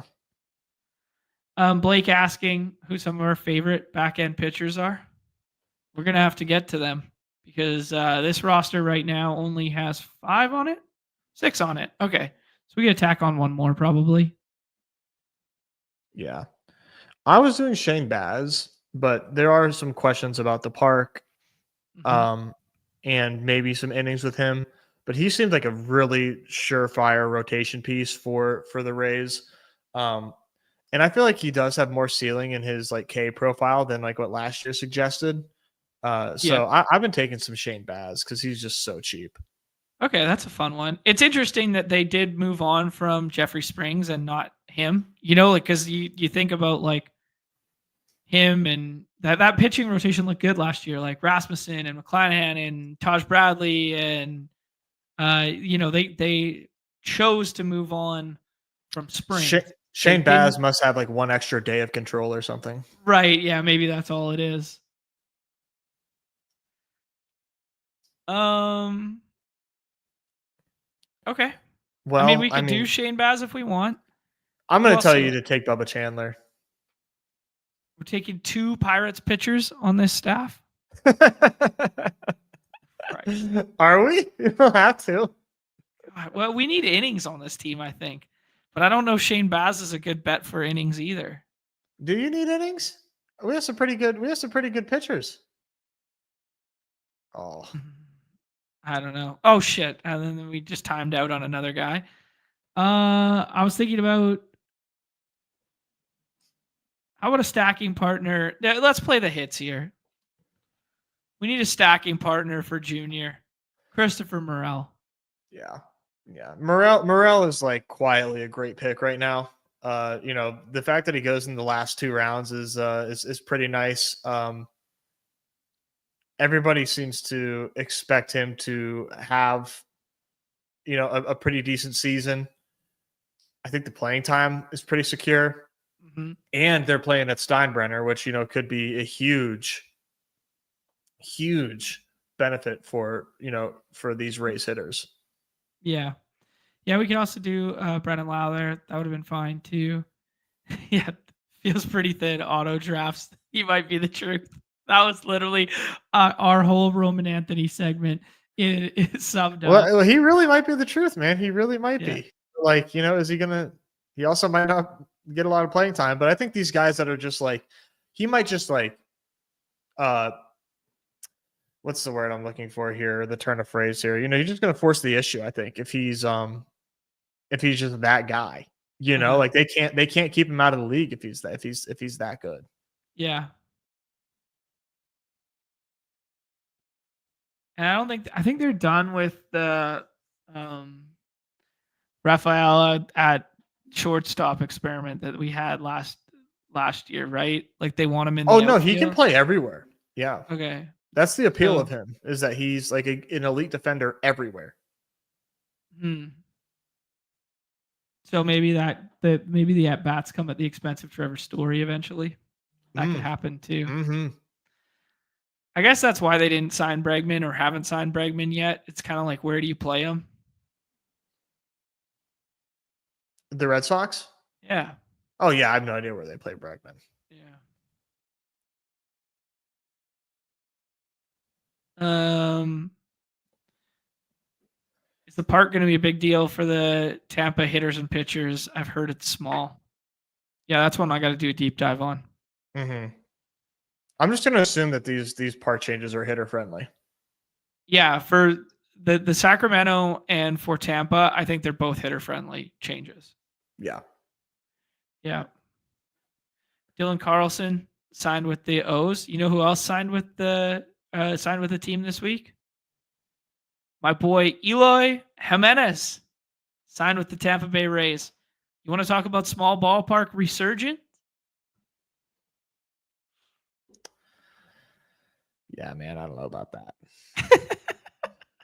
It might be so curtains for Eloy. Yeah. Little Pavin Smith action in here. Wow. And I've seen this dude or Nelas go Yeah. a couple Yeah. times. Mm-hmm. I've never heard of this guy. Yeah, that's one that caught me by surprise too. That's the ball knowers. The ball knowers are ahead of us right now, Nez. We got to start learning us while we were messing around doing hoops and stuff. We're getting taken advantage in these lobbies right now. Well, if you would have taken Bubba Chandler, you would have been saved. We took your favorite scroll, Shane Baz, instead. Former Pirate, so it still counts. Oh my god, fuck. We can't get away from them. Kobe White with a Q tag. It's tomorrow. Wednesday's slate. Dude, how about Hockey Hooligan taking future Pirate Alex Verdugo? I saw your stance on Adam Frazier, literally the worst baseball player on planet Earth, coming back to your team. Pretty cool. Dude, why didn't they just sign a platoon outfielder instead? Because they only exist to terrorize me. We could do Heston for a mini stack here with the Mullins and Westberg thing. Matt Shaw might get every day. AB is there. Yoshida was a stack partner with Anthony, but that's so dumb and thin. Mountcastle if we want infield. I like a shot at Kerstad. It's thin, but I don't hate it. I feel like he's too good to keep off the field. And if he's not playing for Baltimore, did they trade him for a pitcher or something? Like, he feels like a strong trade chip. Yes, I will agree with you there. Because they're not going to move Jackson Holiday. They're not going to, they got, who else they got on that roster? Oh, they got Daz Cameron, who had a couple nice games last year with Oakland. Those were fun games there. But yeah, with Tyler O'Neill coming in, Colton Cowser, who had a really nice stretch last year in the outfield, and then Mullins in center. With Santander gone, I think they're going to give Heston every opportunity to kind of factor in between the DH and fourth outfield spot. Yeah. Yeah. Another lefty platoon option for like the Ryan O'Hearn and Mountcastle grouping between first base and DH. Heston's not going to play first base, but you know what I mean. Where it's like you platoon that grouping and both the lefties are in the lineup. Mountcastle goes to the bench. O'Hearn goes to first. Heston goes to DH. Mm-hmm. Yeah, interesting stuff. Carlson, too. Yeah, Carlson probably takes Daz's spot. That was an annoying sign. Yeah, that's a good shout there. Connor Norby not getting drafted. Yeah, that was their big trade piece last year. Could Heston be what Connor Norby was last year to them this year? Potentially. That being said, the track to, replacing O'Hearn's or Mullins at like 30 plus is. Dylan Carlson might just suck too. Like, it might not matter. Well, they didn't trade him for Juan Soto, bro. They didn't trade him for Juan Soto. You couldn't give him up. Cardinals could not give him up. He was too important to the future. How old is Dylan Carlson? 24. Damn, you think he's 24? I think he's still young. He's 26. Okay. The reason I went way low on that was because you framed the question like that. Like he wasn't going to be 29 or 28. So if you had just been like asked me organically without like the precursor, I think I probably would have said he was 28. I don't think I would have said 28 too. Yeah, I wouldn't have guessed 26. That's still pretty young. All right, Nez, let's tie a bow on it there. Almost 2 hours. Talked about a lot of baseball stuff. Go check out Stacking Dingers tomorrow. This one was a 767, which was the highest advance rate format over the last little bit here. I'm not going to lie, Nez, my least favorite dinger thus far. And maybe that's because I had to share it with you and we have different takes on isolated players, or maybe it's because we timed out a couple times and we're just chatting the whole damn time and we didn't really actually build that intelligent of a team. Oh shit, I just clicked leave studio. That would have been bad.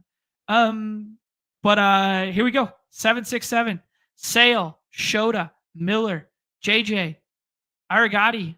Is that how you say it? Arrighetti. Luzardo and Shane Baz. Riley Albies Jr. We just got to call her Junior. Caminaro. Bregman going back to Houston. Question mark. Maybe could be fun.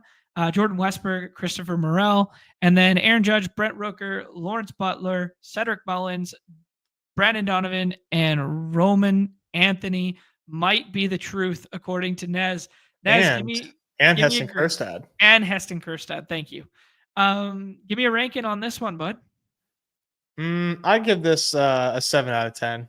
This team probably advances, but ooh, we got an advance rate monster according to Nez. Yeah, not bad, but when you got Aaron Judge on your team, you're pretty live to advance. All right. Yeah, Aaron Judge is going to have to carry this. We're going to need that 2K points from Aaron Judge to carry us. Some fragile arms. I've been building pitching staffs a little safer than this, I think. I mean, I've been taking some swings at some injured guys or bouncing back from injury guys or some guys who are a little longer in the tooth, but I haven't. This feels a little thinner than I'm comfortable with at the pitching. The thin pieces being, well, does Luzardo stay healthy and hold on to a rotation spot? Does Shane Baz even matter? Does Jared Jones throw more than 140 innings? Is Bryce Miller a locked in, fourth arm every single day in that rotation? And then Chris Sale, just injury track record at the top. That's fair. Yeah. I mean, you got to shoot the moon somewhere. The infield feels pretty strong with the early capital spent and then a ceiling shot on Junior. And then I do kind of like this Oakland stack. I don't love the price tag associated with it, but the Oakland stack and Judge feels like a strong start to outfield. Yeah, I like that stack, man. Cool. Nez, before we tie a bow on it here, let's maybe just a couple of the targets at the back ends here. The true Scrolly F downs. I had Matt Shaw on there, Connor Norby. Those are two ceiling shot guys potentially in the last round at the infield position. But let's talk about pitcher first. Any targets you want to throw out here? You said Bubba? Yeah, Bubba Chandler for sure. He is a very good pitcher. Was probably comes up and immediately becomes the Pirates' second best starter whenever that does take place. So I'm excited for that. I think he's great. So I know people in the Discord are drafting a lot of Jeffrey Springs. Mm-hmm. I gotta figure out whether or not I like that or not. But I mean, like, we used to love Jeffrey Springs, so there's something to that. It's always scary when Rays trade away pitching, but they did trade away Tyler Glasnow, so there's the bull case for it. Yeah, it's because they don't want to pay him. That's obviously the thing there. Other scroll down players that I like. I don't think I can do Henry Davis anymore. I don't think I can say Henry Davis. I think this dude is officially cooked. We're doing pitcher first. Level. Oh, well, okay. I don't really have any other pitchers. No love for like some of the olds, like Charlie Morton, Shane Bieber, any of those guys? Not exactly. No, Shane Bieber was cooked before the surgery. Okay. Checks out. DJ Hers had a nice stretch last year, playing him in the daily streets a little bit. Yeah, Hers is interesting. Mm-hmm. Hers could be one. Yeah. All right. Now let's hear it. Infield, outfield capitulation on Henry Davis. Yeah, I don't think I can do Henry Davis anymore, man. Okay. I think it's officially Jover for that guy. Okay. Anyone else you want to mention? I'm trying to think at infield. What kind of Spencer Horwitz, I guess, is going to be the starting first baseman for the Pirates. He had a nice season last year. Goes undrafted. All right. Tyler Soderstrom in the chat. That's kind of fun. Willie Castro could lead off every day for the Twins. Tyro Estrada I've always loved and now gets to go to Coors and play every day at second base.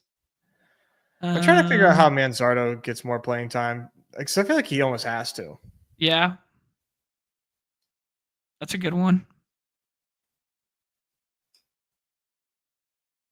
Noelvi Marte. Can he play third base every single day for the Reds? Yeah, that's an interesting one. That ballpark hits the ball pretty hard. Is he Yeah, we'll expected do. to start? Yeah, I don't know. Well, they still got. All Hmm. right, let's think about the Reds for a second. We did this song and dance with the Reds all last year with all the rotating piece. So Matt McClain will be back, right? Who missed all of last year, basically. He'll probably play second base. Junior Candelario probably plays third. Spencer Steer and Christian Encarnacion Strand will be first base, or Steer could play the outfield and play left field again. TJ Friedel's in the outfield. Will Benson's in the outfield. Yeah, I don't know. Yeah, we actually don't want any Noelvi. No? Yeah, you don't think he can factor in? It looks like he might be dust. Okay. All right. Yeah. Any outfield guys that come to mind for you? Big Christmas is down here. Yeah, how about Just, that? I thought Noel would have a ADP. Yeah. Yeah, people are fending that off. I mean, he had a hell of a stretch last year. Mm-hmm. Yeah, he certainly did, especially with that postseason run. Yeah. We'll do a full breakdown of some of these back end guys. Do a scroll the F down. Wasn't really prepared to do a scroll the F down segment today, but just thought it was a fun little question in the chat there. Oh, they also have Austin Hayes and Gavin Lux on Yeah, they that did Reds just roster. sign Austin Hayes. Lefty killer.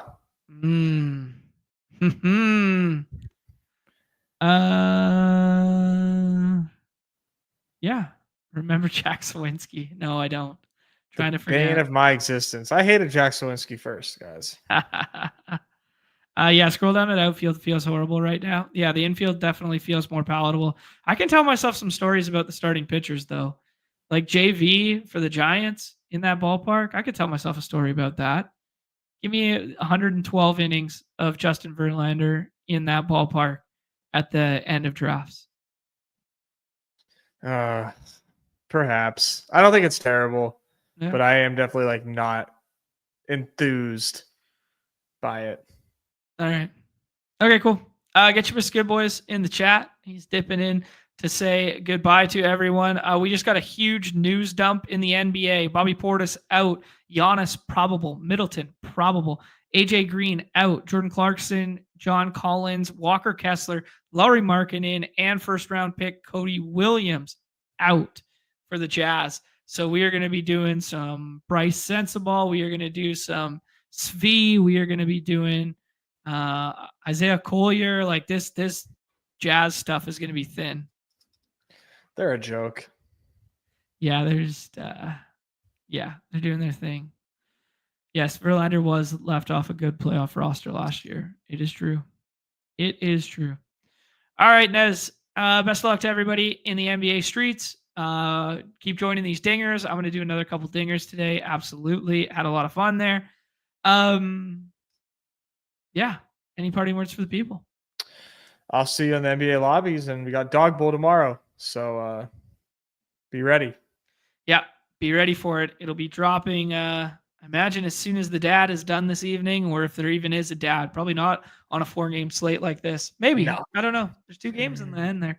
We'll see. I would rather die than draft a dad on this slate, dude. They already have the layup line up for tomorrow. Oh, okay. So layup line will fill, and then we will get the Dawg Bowl for tomorrow. We will cover everything for the Dawg Bowl tomorrow. We will have a paywall show on Thursday, and then we will cover the Dawg Bowl yet again on Friday alongside Pete Overzed. Yeah, not playing an Underdog Fantasy, the Black and Yellow Dog app, the platform of the people. Sign up, draft some dingers with us. That's all I got, Nez. Everybody's favorite time on the show. The end. Peace.